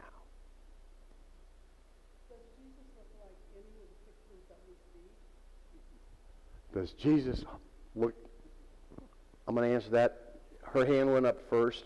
She had something, continuation. Go ahead.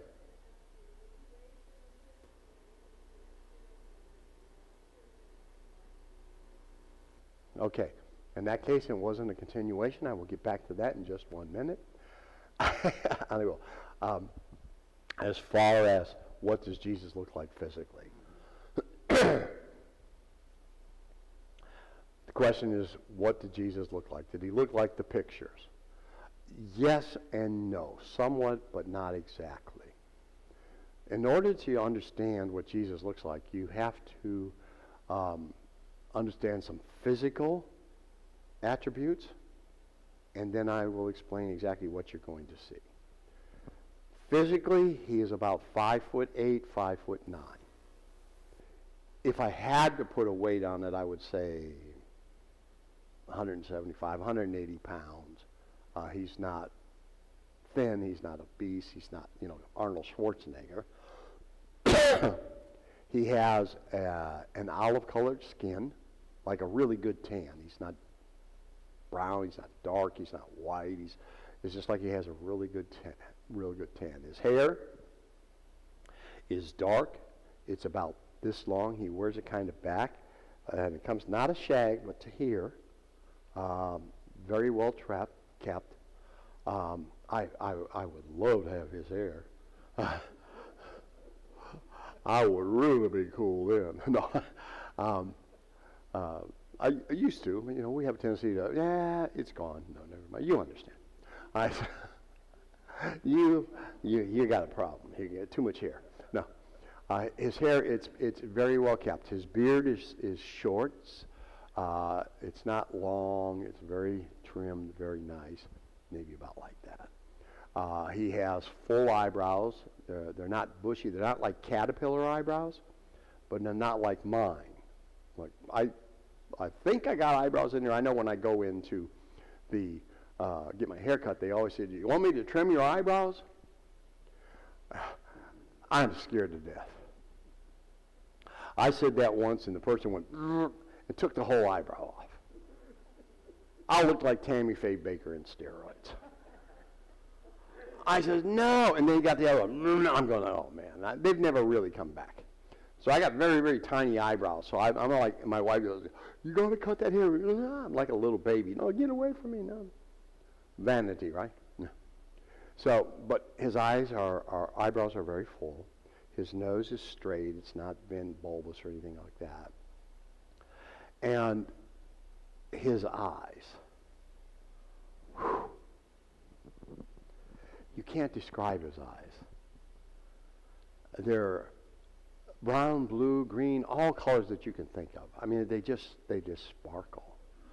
Not like a light. I mean, there's a color, but it's like a combination of them all that's just, it's incredible. And the unique thing about his eyes are when he looks at you, he looks directly at you. He's not staring you down. He'll look at you and you have his full, undivided attention. We will deviate left and right. But when he looks at you, is with the warmest, loving, compassionate eyes, and that comes out. His love comes out. And he makes you feel like you're the only person in existence, the most important person. He's talking directly to you. He never deviates. And it's just welcoming. His love, his compassion comes through when he's talking with you. And they just melt you. Now, he is God. He's omnipresent. We are not. We're going to look around. I do that in here now. But being omnipresent, he can have a conversation with every one of you at the same time and make you feel exactly the same way. That's an advantage that he has. But then he is pure love and comes through as such. So his eyes are, in fact, beautiful.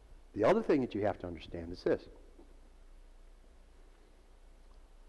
Has anybody here ever met, for the women, another man other than who you're with? Or you've met boys and men along your growing up. Everybody here is not 15, okay? And you've met, we'll start with the men. You've met women, girls, and you see them and you go like, wow, man, they're so beautiful. You're so beautiful. And then you get to know them. And then they're going like, what happened to you? When did, oh man. And women, you've looked at men, oh, he's so handsome. And then you go like, man, when did you start barking? Did you run into a tree? What happened to you? Because what happens is you get to learn the inner person. You see, we base a lot here on physical appearances, and that's called vanity. I joked about my eyebrows, but I'm still human, and I wish I had more hair, and I wish I had bigger eyebrows, but I can't be too choosy. I do have a whole new life. Okay? He let me keep the same wife. But here, we look at things through eyes of vanity. Our eyes, our earthly eyes. And we try to equate that. But then when we let the inner person come out, we get to see more of true beauty rather than just the surface beauty. In heaven, when you see Jesus, you will see the true inner beauty. I'm a man. I identify as a man. I am a man.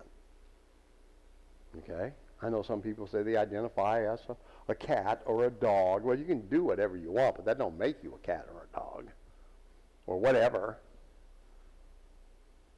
And Jesus is a man. Well, a God-man. He's a man. That's what he appears to us. But he's beautiful. He's beautiful. Just unbelievable. So when you see him, you're not going to be looking for the physical appearance. You're going to see the true inner beauty. And his physical characteristics you will see. But you will see him in his entirety of the absolute most beautiful man you've ever seen. Because you'll see his true inner beauty come out. Because you will be connected by that love. And likewise, if some of you are with your husband or your wife when you get to heaven, you're going to really get to see their true inner beauty. And it will be beauty, because if they're in heaven, they will have that true love inside them as well. And you'll see them in a whole new light. You may think they're beautiful now. Wait till you get to heaven. It's going to be like a honeymoon all over again. You're going to like, baby, now when did you get so good looking? Yeah? My wife may even say, oh, Robert, what happened to you?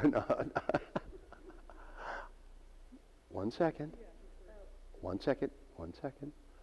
I told this lady I would answer her question first. I'm not going to get lost.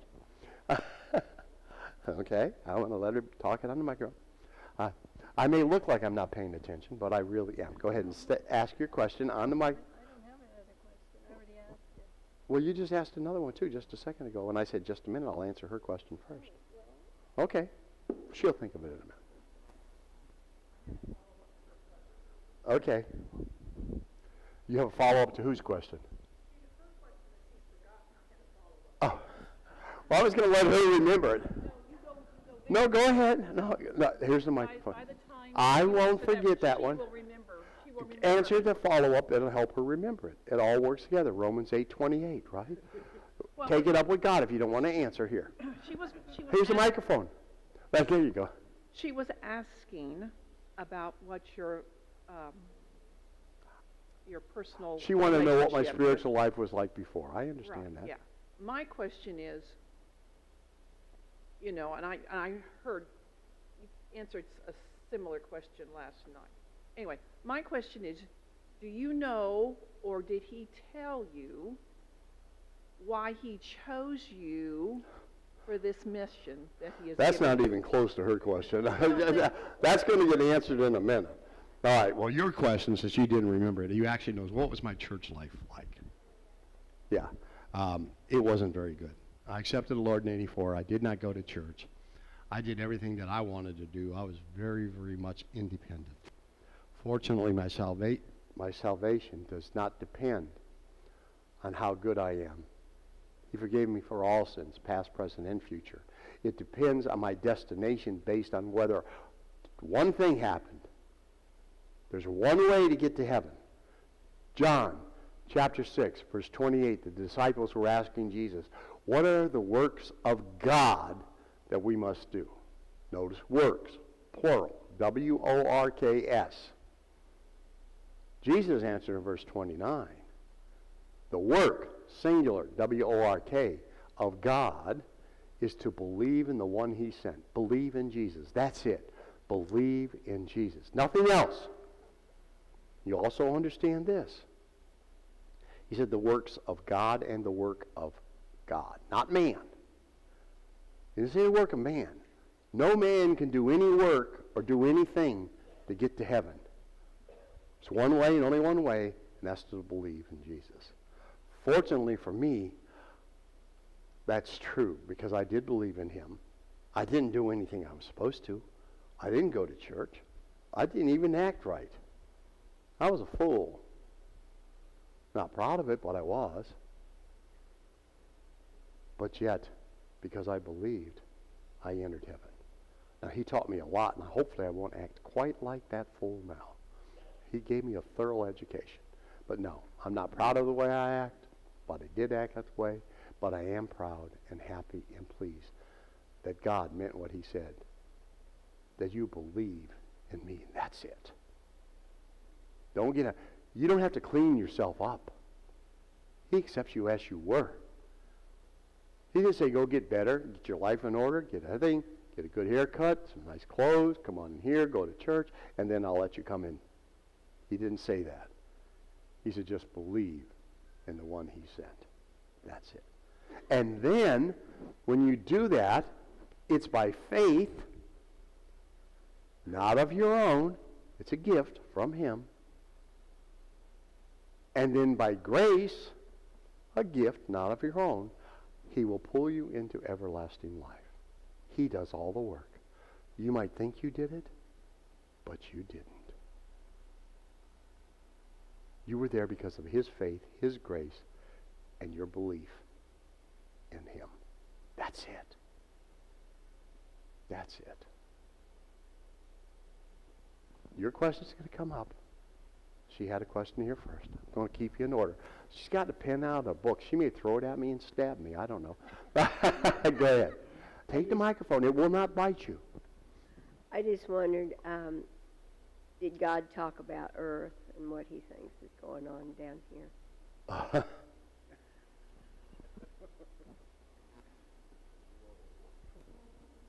What was your question? Yes. Which book do you have? No, I understand. Book number 2 and book number 3. I'm holding it in my hand. That was cool. Book number 2 and book number 3 will explain that to you because it's rather lengthy. In that, he taught me, he took me through Valley of Mirrors and all kinds of places, and he showed me churches, what was going on, the prayers coming out, which ones the prayers were not coming out of. Show me, you want to see a lot of demons? Go to a church. You'll see them hanging out all over the place.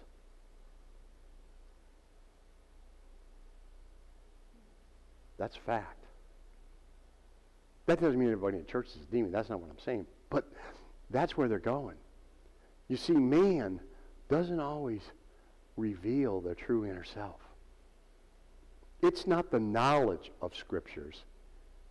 It's the understanding and application of the scriptures and his word in your life. It's the belief. People can fake their salvation. They feel, people, not everybody, but they think that if they go to church and they act pious, just like, oh, when Jesus was there, the Pharisees and everything, and they shout from the top Scripture. They can quote Scripture. Ask them what it means. It's not the knowledge of it, it's the understanding of it, the application of it. It's the relationship that you have with him through the Word, the living Word, when you get the true understanding and apply it and allow it and you fully embrace it, that you will get true peace.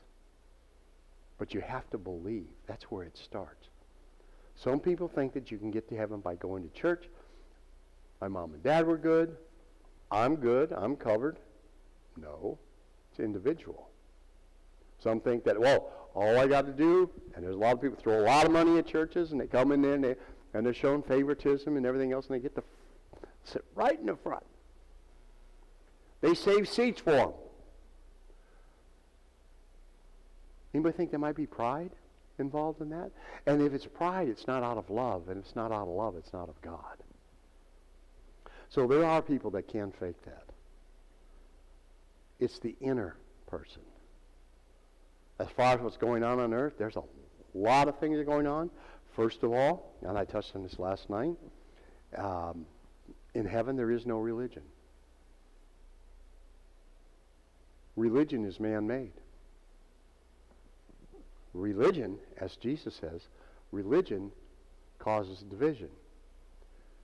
Division causes denominations. And denominations lead into cults and sects.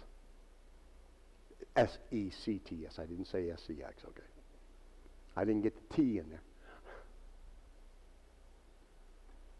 See, religion came about over the thousands of years from man putting their understanding of Scripture. It says in the Bible, lean not unto your own understanding, but in all things lean unto my understanding. Yet man doesn't want to put the work in to truly understand, by truly having the Holy Spirit guide him into researching and understanding God's understanding. Well, what was his understanding of this? The easy way is, well, this is how I understand it. It's not complicated, because that's what he's doing. But when you do that, that's satisfying your pride, your ego, your way, not God's way. And it may be similar, but it's not exact. And that deviates truly from that. And over time, multiple people within various organizations, religious organizations, you would call it. We have a tendency to call them a church, whether it be Baptist, Jewish, temple, or Episcopalian, whatever it is. Well, that's a building where you get together. But within those structures, you get two people that are in a position of authority that end up with having different opinions, different understandings, and then they split. I felt that coming. I apologize. I had that tickle in the nose. And because they have a different understanding, they split and they go out and they form their own faction. They form another church. And then they go along teaching that, teaching that. Okay, who's got the cologne? You do? Okay. No. Okay. All right, just a minute. All right, so that's how religions have come about. And the more different of opinions, you go into different. Excuse me, I have to get that out of my nose. I really do apologize.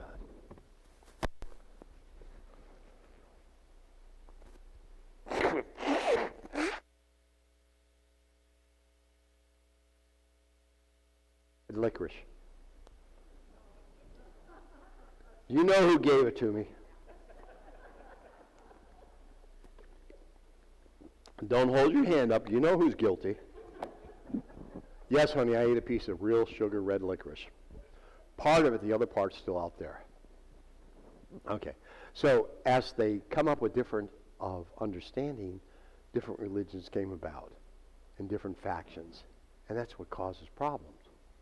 Now, people that have learned within that structure start doing things differently, different traditions, different everything else. and they slowly get away from God's Word. And they don't understand the true meaning of everything. We need to get back to that. See, you go to church. Originally, the church was made to where you go to learn. I see you. Don't worry. I'm going to get to you. I promise. You learn about God. You learn what the Scriptures are. That's what church is for. Now, man has added into that worship, and that's good. That's not bad. Studying His Word is worship. You're paying tribute to Him. But man has introduced worship in. They actually should be two different services. And in a way, a lot of churches are doing that. But here's what happens. And I'm not telling the churches not to do it correctly. But if you think about this, you go into a church now, and they tell you, come to the worship service. Well, where's the church service? Are you there to worship God? Certainly, we should worship Him all the time. But where's the church service where you're supposed to learn His Word? And if you're giving your understanding as the pastor, not his true understanding, you're not teaching them correctly. A lot of people go to church to get their ears tickled. It's not right, but it's a reality. But now you come to the worship service and they play music. They sing songs. They'll sing the same song. We played music here, but that wasn't for learning. That was a worship service. I played the songs. No question. You're worshiping, you're hearing. Worship is a time and place for everything. There's no question. And it's perfectly fine to add worship service into a church service in addition to. But let's not forget the learning part, because that's what we're supposed to do. Now, we'll do an hour. Some churches will do an hour and a half of worship, playing music. They'll get up there and they'll sing the same song over and over and over. And the people in the audience or in the congregation, after an hour and a half, and I know you all know this, and I'm sorry I'm saying it, but it's truthful. After an hour and a half of that, of standing and singing the same song over and over that you repeat, same words over and over and over, you get exhausted. And I know every one of you that's ever been in a service like that, you're finally going like, are they ever going to sit down? When am I going to get the word? When is the sermon going to come? And you get exhausted. And then when the service comes, you're going like, and then you'll see people start to doze off and everything else. And that's a fact, so you don't get the teaching. What if you just had a little welcoming worship, short period, and then get the word? Truth. This is what Jesus wants you to learn today. And then you worship God for what you learned in the right order. So see how it could work differently? So you learn the truth. You learn what the Scriptures mean. And he said the purest form of prayer and worship is through song and music. The purest form of prayer and worship is through music. Now, he's giving messages through the music that he gives me, but those messages are worshiping and learning, because he knows that man has been adapted to that profile. That's what they do. It's just what it is. It's not bad. It's just not the most effective. It's not the best way to reach everybody. But if you were to teach them first, give the sermon, the pastor get up and tell you exactly what he's going to talk. I don't care if he's talking about Matthew, John, Luke, Revelations, the Antichrist. I don't care what he's teaching. Teach it from your heart. That's what the Lord laid on your heart. I know that a lot of churches have the same thing they teach about it. We're all going to teach all over the country about John chapter 2, verses 5 through 11. All the Bible studies, everybody's coordinated into the same thing. Well, now it may be that that's what Jesus said to every single one, to every single one, would you hold this?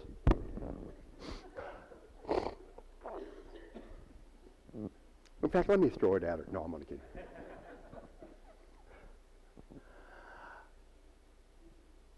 We need to get back to God and not us. We need to get out of our way. And we need to let go and let God. We truly do. He knows what he's doing. He created everything. Give him enough credit that he knows how to reach you. He told you, church is for learning. Worship is for worship. Let's make sure we know what we're doing. Now, if you want to worship before you teach, great. But do it in a fashion that you don't wear everybody out, so that when you do get to the teaching, they go like, hurry up and get this over. We only have so much of a time attention span because we are, in fact, human. We live in the world. We're not among the world. And I'm not, if I've offended any pastors here, I'm sorry. They asked a question. I can only answer truth-wise. That's just the way it is. He showed me a lot of things that are wrong with the earth. I'm not going to get into them all. But in the book, as he explains it, you will see his answer to that. And I would suggest you go and read that. Not to just to try and sell you the book. I'll give you the book if you really want to need it. I don't care. But that is what he says. And he showed a lot of things. You'll be amazed what he showed that are wrong. But they're all good, too, because all things can work together. Romans 8:28. Give her the microphone now. I know. Land a plane, honey. Land a plane. Huh? So would you speak about the unborn? Sure. What happens to babies that, don't come to full term? Absolutely. It's actually, it's one of my favorite topics. Well, I have a lot, but it's a very comforting topic. Now, how can you talk about abortions and miscarriages and have it be a very comforting topic? Because we're not going to look at it from what man thinks is going to happen. I actually spoke on a radio station in Florida about abortions. First of all, you have to understand this. A child is a gift from God. Now, if you have a miscarriage, if you have an abortion, or if you had a child die immediately after birth, what happens to that child? That's what you're asking. Yes. It's a very simple answer. When that unborn child, that aborted child, or that child that died immediately at birth, they enter heaven immediately as a newborn child. If it was aborted after 1 month, 2 months, I don't care. If you had a miscarriage at 6 months, I don't care. And neither does God. That's who I should say. It's not that I don't care. He does not care. That is a child. That is a baby. That is a life. And that child will enter heaven as a newborn baby. And they will remain there as a newborn baby, cared for, until the mother gets there. And then he will reestablish the joy to that mother to raise that child to the age of perfection. Advantages of that are this. Here, you got to worry about the terrible 2s, terrible 3s. My wife's worried about that right now because I was given life again on 23rd of May, 2024. So the 23rd of May this year, I just turned 2 years old. Now, ironically, the 24th of May, the next day, I turned 77 years old. And she doesn't know whether she's got to get prepared for the terrible 2s, the terrible 3s, or maybe the regressive terrible 77s. So she's scared to death anyway about it. She doesn't know what's going to happen. Boy, do I got some surprises for you, honey. But in heaven, that baby will be there, and you will have the joy of restoring that child. Now, if the mother isn't coming, I understand, I'm coming. I see the whole question. All right. If the mother, and he knows who is and who's not going to come, all right, and that's a possibility that the mother may not be going to go to heaven. Everybody's not going to make it. It's their choice, but everybody won't be in heaven. Now, in that case, that child, the next closest living one to that, will then raise that child. Ask their own. Because the child will not remember that their mother aborted them. The child will not remember that. Because that would cause him stress, worry, and grief. But he will make sure that that child is raised in heaven, in a perfect environment. Now, the advantage of that for a mother that is going to be anxious because they had a miscarriage, and that's devastating to a woman. And they worry, well, that child is in heaven, a newborn baby, perfect health. And when she gets there, she'll get to raise it, and that joy of raising a child will be restored. Now, in heaven, we don't eat to sustain our physical bodies. We eat for fellowship, gathering, banquets. And we don't eat food like we eat here. We eat the same things, but it's different. Here you eat a steak, you eat a cow. You like pasta, okay, that's good. Mexican food, that's great. But those are made out of dead animals and plants and stuff like that. In heaven, it's not.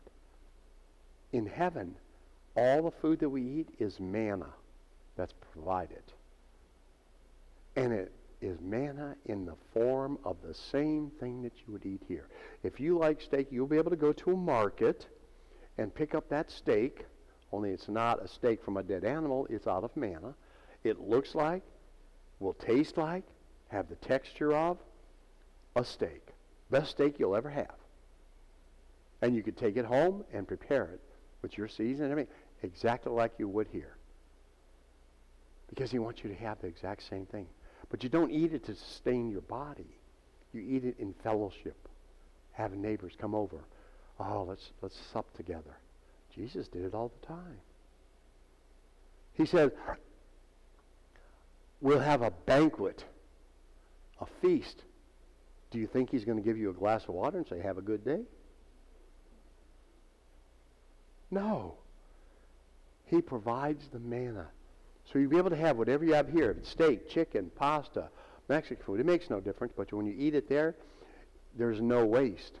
And if there's no waste, we know when we eat food here, there's waste, right? And we know that our body has to do what with it? Expel it, correct? I'm not going to get into how. We all know how that's done.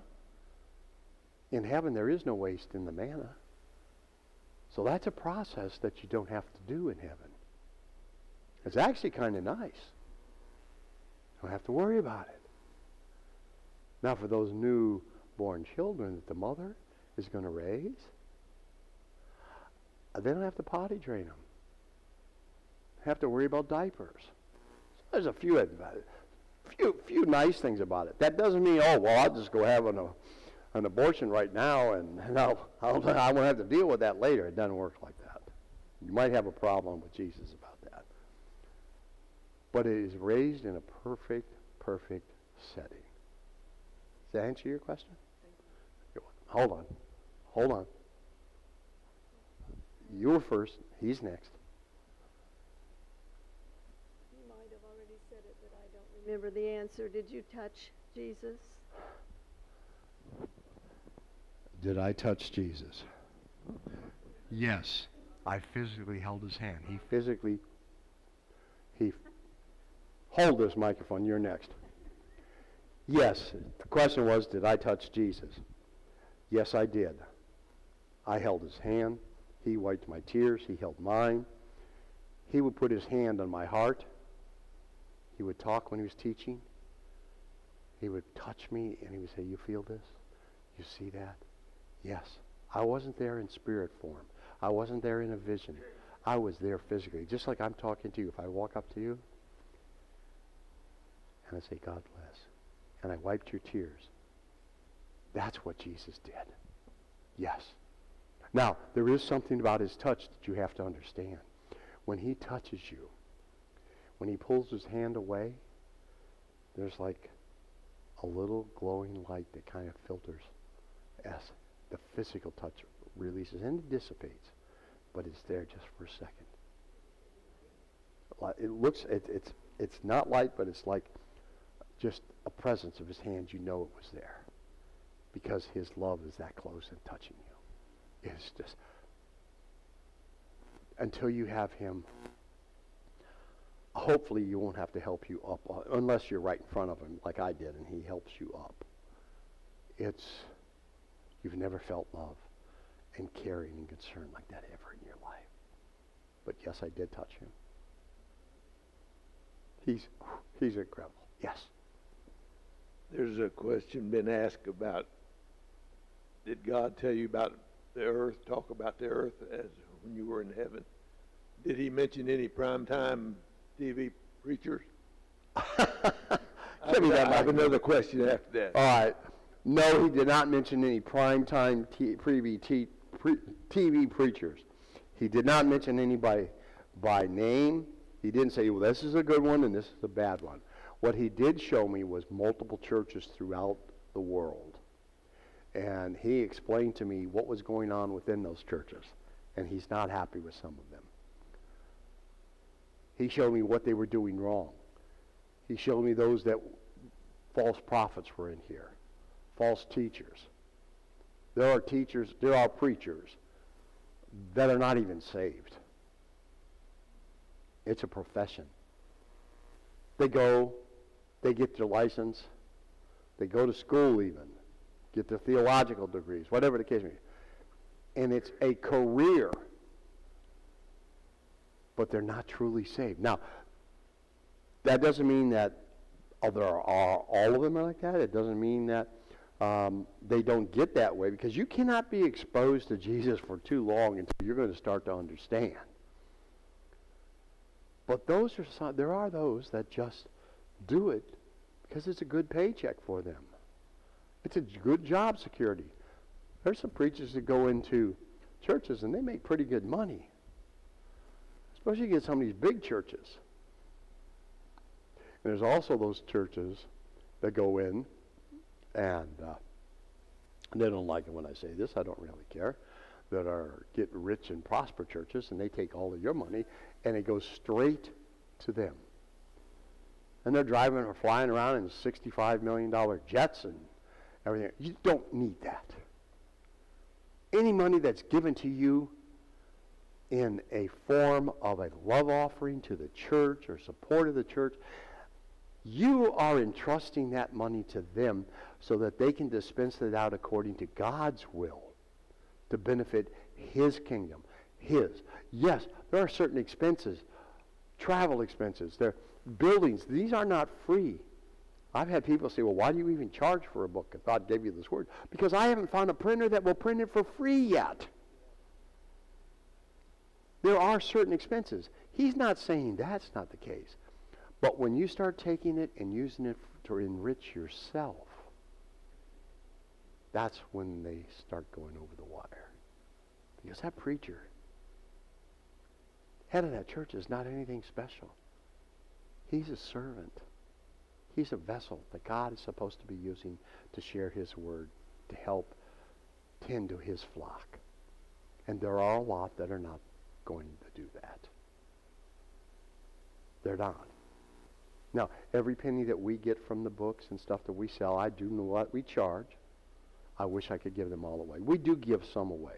But those that can afford it, we take that money for that, and we put it into the ministry. We're 501c3. Now, those that can't afford it, we tell them, we want you to have the word in you. Please, take the book. We don't charge them. But that's what you're supposed to do. It's not to get rich. I don't take a penny from the ministry. I have my retirement income from the government, and that's what we live on. Now, we do take some expenses, because expenses, driving here is expenses. Flying someplace is expensive. Pay for hotels. California is insane. I kid you not. I went to California. I almost had a culture shock. Well, the first time I went, I drove. I thought, well, that's a good, it was 22 hours. Okay, I drove. That's great. And the closer I got, gas is going like this, and like this. And by the time I got there, I'm paying $8, $9 a gallon. I'm paying $150, $200 for a tank of gas. I go, oh my gosh. And then I got to the hotel. And I'm not talking about the luxury hotels. $400 a night. I'm going, I didn't want to take a mortgage out on this place. I just wanted a room. What's wrong with it? I'm flying. Next time I'm flying the airfare. It's going to hell. It's been cheaper to drive. Gas isn't so bad. And then I got there. And I'm going to the airport. I'm going, well, I'll just get a little cup of coffee. And in California, I'm talking about black coffee, $12. I got 3 chicken nuggets and a little bit of fries and a water, $32. I'm going, and you're doing this without a gun? So there are expenses, but I don't need a $65 million jet. I can fly on an airplane or drive a car, and neither do they. For them to take $65 million of the church's money is just wrong. It's wrong. It's legal embezzlement as far as I'm concerned. And I'll call them out on it. I don't really care. Okay? So there are a lot of problems, but nothing that love can't resolve. But there's also a lot of good done by the churches. I don't want you to think I'm down on churches. I don't. I really don't. It's a place that you can fellowship, that you can learn, that you can hopefully go and learn and be taught about God. It's a good place to raise your children so they're exposed to that rather than out in the streets. Those are good things.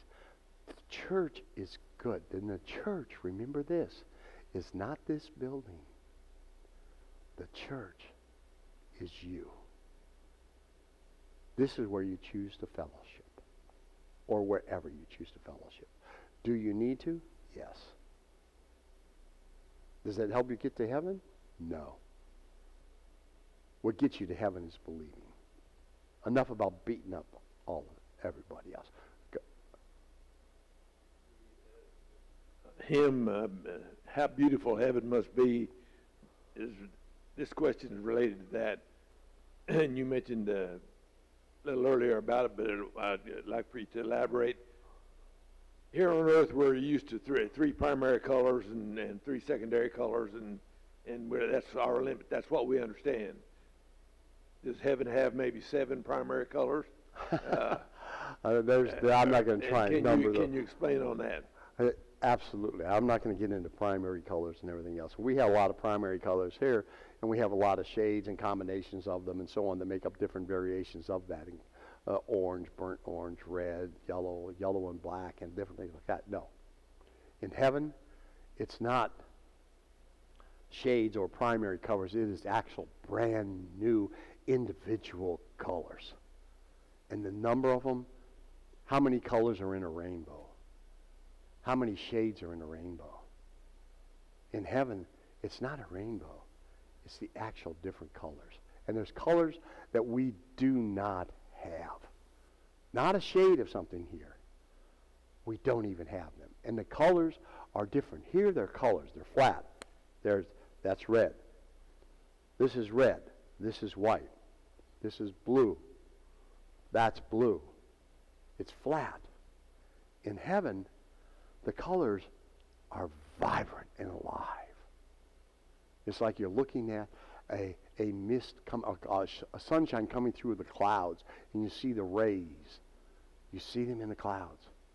Where do they begin and where do they end? You can't. You look at a rainbow. Where do they begin? You can't. The colors there are just, here's the color, but it goes into the air and dissipates into the air gradually. You have a question?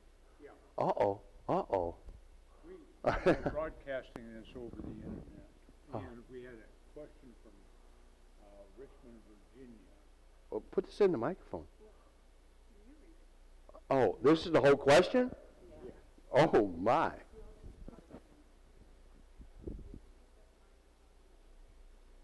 Okay. All right, my question is from Donna Wood, Richmond, Virginia. The Bible says that if we don't forgive others and hold hatred in our heart toward the person, then the Lord will not forgive us. So does that mean that we will not go live with him in heaven? And the person goes to church, but the pastor is a hierarchy, Freemason, a Shriner 33rd, Irish something or other, and a person is in your family, but they hold on to every single offense. So does that mean you'll still go to heaven, but will you go in the rapture if you don't truly forgive the people that you feel like his come against you? It's really a good question. Hold this so I don't get in trouble. First of all, as I said earlier, there's one way that you get to heaven. And he said it in John chapter 6, verse 29. The work of God is to believe in the one he sent. That is the only thing. You don't get there by doing good works, by forgiving others, and all of that. That is not part of your job. Forgiveness is for you. Now, let me explain that. You go to heaven by believing in Jesus. And then it's by faith, not of your own, and by grace, not of your own, you are pulled into everlasting life. That's it. No work on your part. Everything else that you're talking about in here is as a result of that. It's how you live your life. Everybody lives it differently. Everything else is done outside of love is a sin. Now it says here that the Bible says that if we don't forgive others and hold hatred in our heart toward that person, that the Lord will not forgive us. That's not true. God forgave you for every sin, past, present, and future. He did not put a hierarchy on there. That's a misinterpretation and misunderstanding. He forgives us for everything and has forgiven us for everything. Now, what happens when we don't fully embrace or fully accept that is this. Satan cannot steal your salvation. He knows that. God said, when you come to me and I pull you into everlasting life, you are in my hand. He says, no one can snatch you from my hand. Not even yourself. Not Satan. Not man. Not your mom. Not your dad. Not your brother. Not your sister. Nobody. Now, Satan knows that. Your salvation is secure when you believe in Jesus. But what he can do is the next best thing. He can steal your salvation. No. He can steal your joy, your peace,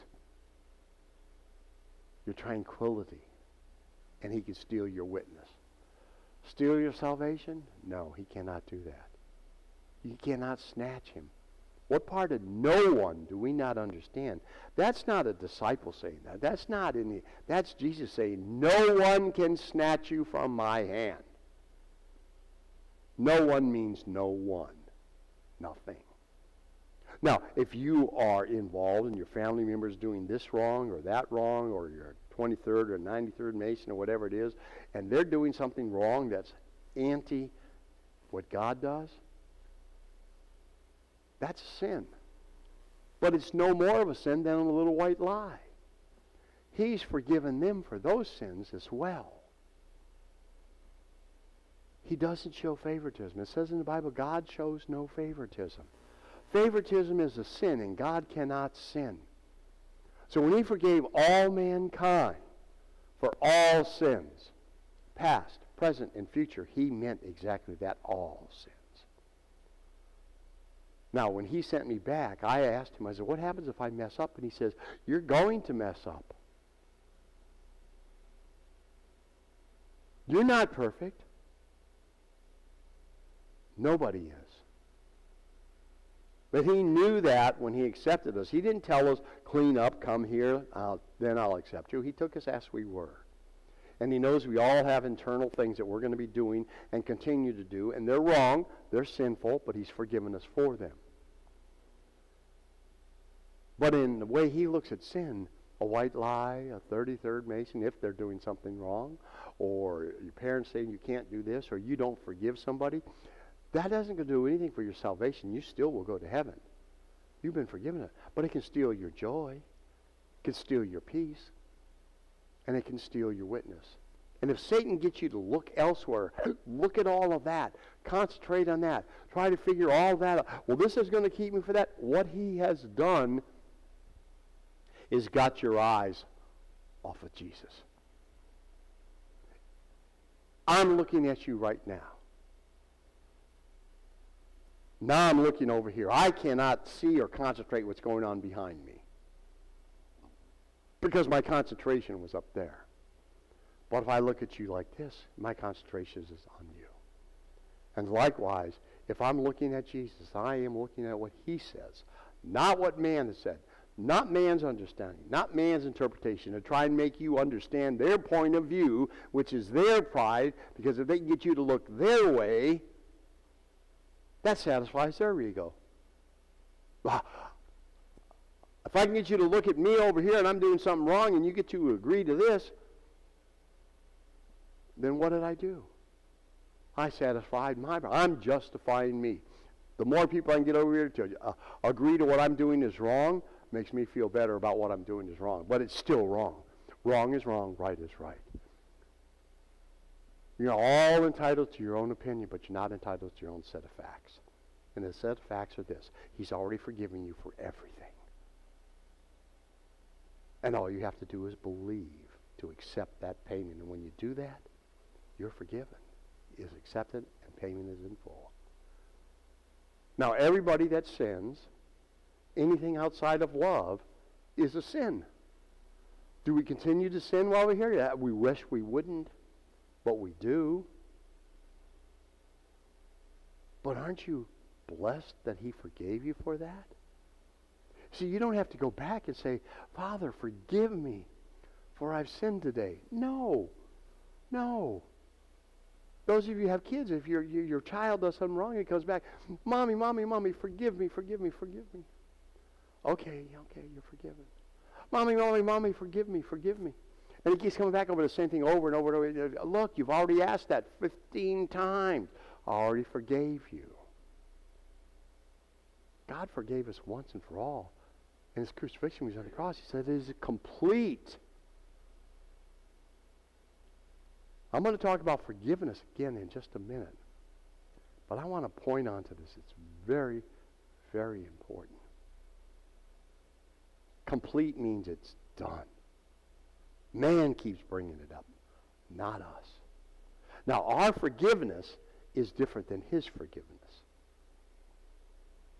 Our forgiveness, when we forgive somebody here, it's not for that other person. Forgiveness is for you.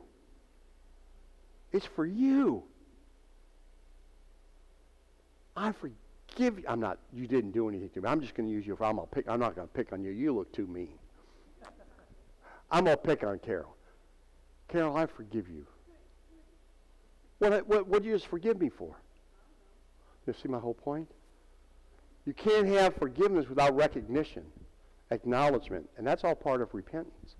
But that's the forgiveness and dealing with God. Here, forgiving somebody here is not for them. When I forgive somebody, say, Carol, I forgive you. I forgive you for being mean to me. I forgive you for not letting me go play golf. What I'm doing is I'm forgiving her for something that I was holding internally as a wrong suffered. I felt she wronged me. And love says you do not take into an account a wrong suffered. So when I forgive her, it's not for her. Forgiveness is for me at that point, because now I'm not taking into account a wrong suffered. And that's truly what love is. And then when I do that, I have that internal peace. because I acted on what law was supposed to do. It's not to take into account a wrong suffered. So when others wrong you and you forgive them, it's for you. If you wrong me and I forgive you for wronging me, how does that forgive you? You wronged me. You did it on purpose. You did it on purpose. You need to ask forgiveness because you did it wrong. Do you see? We got it backwards.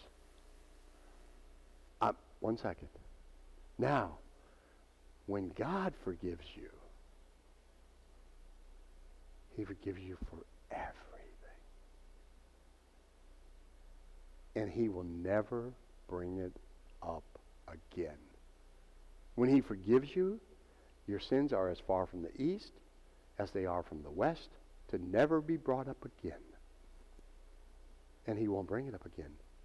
So if you forgive somebody, and you keep bringing it up, and you're bringing it up, and you're bringing it up, when did you forget it?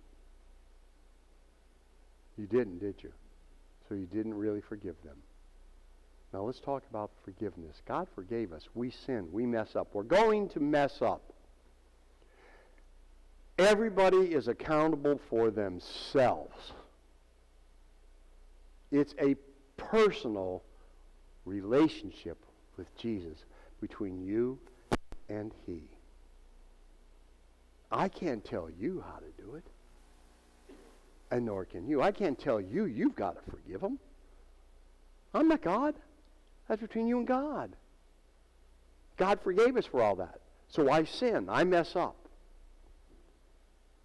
And if you truly are a believer, he will convict you. And you'll know you've done something wrong. I should not have got angry. And he'll slap you. Not literally. But he'll get your attention. And you go, oh, I should have done that. That's the Holy Spirit telling you shouldn't have done that. So do you go to him and say, Lord, forgive me, for I got angry? Is that what you do? I guarantee most of you do. Every time you go, forgive me. You go to bed at night, forgive me for acting this way. Forgive me for being foolish. Forgive me for looking at that woman wrong. Forgive me for doing whatever you think you did wrong. And he says, I've already forgiven you. He didn't tell us to come back again and again and again and ask forgiveness. He says one time. It is complete. Never to be brought up again. He already forgave you for past, present, and future. And those of you say, well, not after I became a Christian, not after I accepted him. I said, no, I got to go get forgiveness. Really? Let me ask you this. How many of you are 2,000 years old? Nobody? Oh. Then all of your sins were in the future, were they not? When he forgave you. You see, he didn't say, I forgive you just for that and just for now. He said all, past, present, and future, because he knew we were going to continue to sin. Now, when we go back to him, he never told us to come back and ask forgiveness again. That's man-made, put that in there. He did say to repent. How many of you think repentance is asking forgiveness? Don't answer it. I don't want to put you on the spot. But let me explain repentance. You see, true repentance is this: acknowledgement. You acknowledge what you did. I'm sorry, I got angry. Acceptance. I know you've forgiven me. I should not have gotten angry. And I thank you for having forgiven me for that. You just acknowledged him, didn't you? You accepted that you did it and you apologize. I am sorry I did it. And then comes the most important. Did you hear forgiveness in there yet? No. Here's the most important part. He says, and then you are to turn from it. I'm sorry, Father, I should not have gotten angry. I know it was wrong. And I know you've already forgiven me. And I thank you for that. And Father, I'm not going to do it anymore. you just told a lie. Because you will do it again, and you will do it again, and you will do it again. You see, it says you can do all things through him, but you cannot do anything on your own. What you need to do is employ a plan. I'm getting hands. Oh, 10 minutes, okay. Is that you employ a plan that can work to turn from it. So you go through and I'm sorry. I know I was wrong. I shouldn't have got angry. Thank you for having forgiven me from that. And Father, I pray that you have the Holy Spirit guide me in a path that I won't do that anymore. You just employed something that can actually be done. You're not trying to do it on your own. You acknowledged it. You took responsibility. You acknowledged that he already has forgiven you. You gave him credit for his righteousness and his forgiveness. So you know that it is, and you know it was wrong. But then you didn't say you're going to change it. You said, please use the Holy Spirit, because you also recognize that you can do nothing without him. And you employed a plan, because now God's involved, and he can accomplish that and turn you, and he will. That's the difference. That's true repentance. You don't have to go back and ask him forgiveness. He's already forgiven you. Man tells you, oh, you got to keep going back and going back again. What if I'm associated with somebody who's bad? He associated with everybody. He didn't judge. He didn't care. Because you know what? Those aren't the ones that are saved, aren't the ones that need the example. It's the ones that are not need to look at you and see that you truly live with his love. Your life, as he told me, he says, your life is a testimony. The way you act, the way you speak, the way you talk, the way you carry yourself. Your life is a living testimony. That's what they should see. Not by what you say. Not by what you do. But by how you act and employ what he gives you. Is your life truly a living testimony of you truly believing and walking with Jesus? Then accept it, embrace it. Don't let man tell you because you associate with somebody or somebody in your family is that. We all have family members we know have done wrong. And aren't we blessed that your salvation does not depend on them? That your salvation does not depend on your mother, your father, your brother, you, your wife. It doesn't depend on them. It depends on one thing. Believe in the one he sent. And he will pull you in to everlasting life from death, separation from God. On that, I know I'm running out of time. Donna, thank you for your question. I would tell you this. It's not up to you to judge those that are in your family or anybody else you mentioned in here. It's for you to accept them as they are and let God love them. John chapter 13, verse 34 says, I command you. Listen, he didn't give you an option here. I command you that you love one another as I have loved you. Read what love is. Read 1 Corinthians chapter 13, verse 4 through 7. Those are not just words. Those are his values, his virtues. They're the very essence of who he is, and he is love. And those things that are not, if you use that as your checklist like a pilot, before you speak, before you do anything, if it checks with that, do it. If it's not of him. It'll help you in your walk. You got one question, quick. Yeah, in which one of your books do you talk about the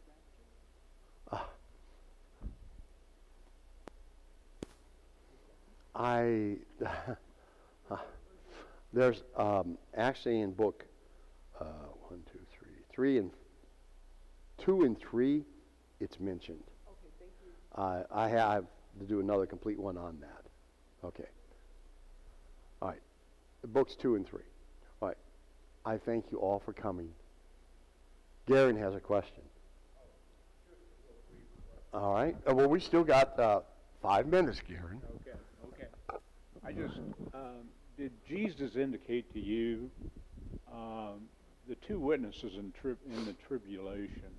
Did he indicate to you whether it was Moses and Elijah, Moses and Ezekiel, Moses and Isaiah? Did he indicate any individuals at all? It's a very, very deep question, but I will try and answer it very quickly because it will take about 20 minutes. Ooh.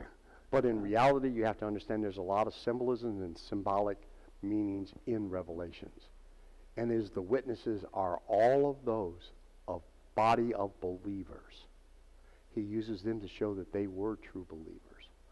But it is the body of believers throughout history. It's not two individuals. Those are used. Just like it talks when a woman covers a man. The woman is symbolic for the nation of Israel. Man is symbolic of God. And covers is a symbolic Hebrew phrase that means to return to, not to encompass, as a direct translation would be. So you have to really understand how it's all tied together. And I certainly will be happy to go through that with you a little bit more, but we don't have time, and I don't want to leave everybody else hanging. Thank you. But God bless everybody. Thank you for letting me share Jesus. Remember, he loves you. He's with you always. And I thank you for coming. God bless.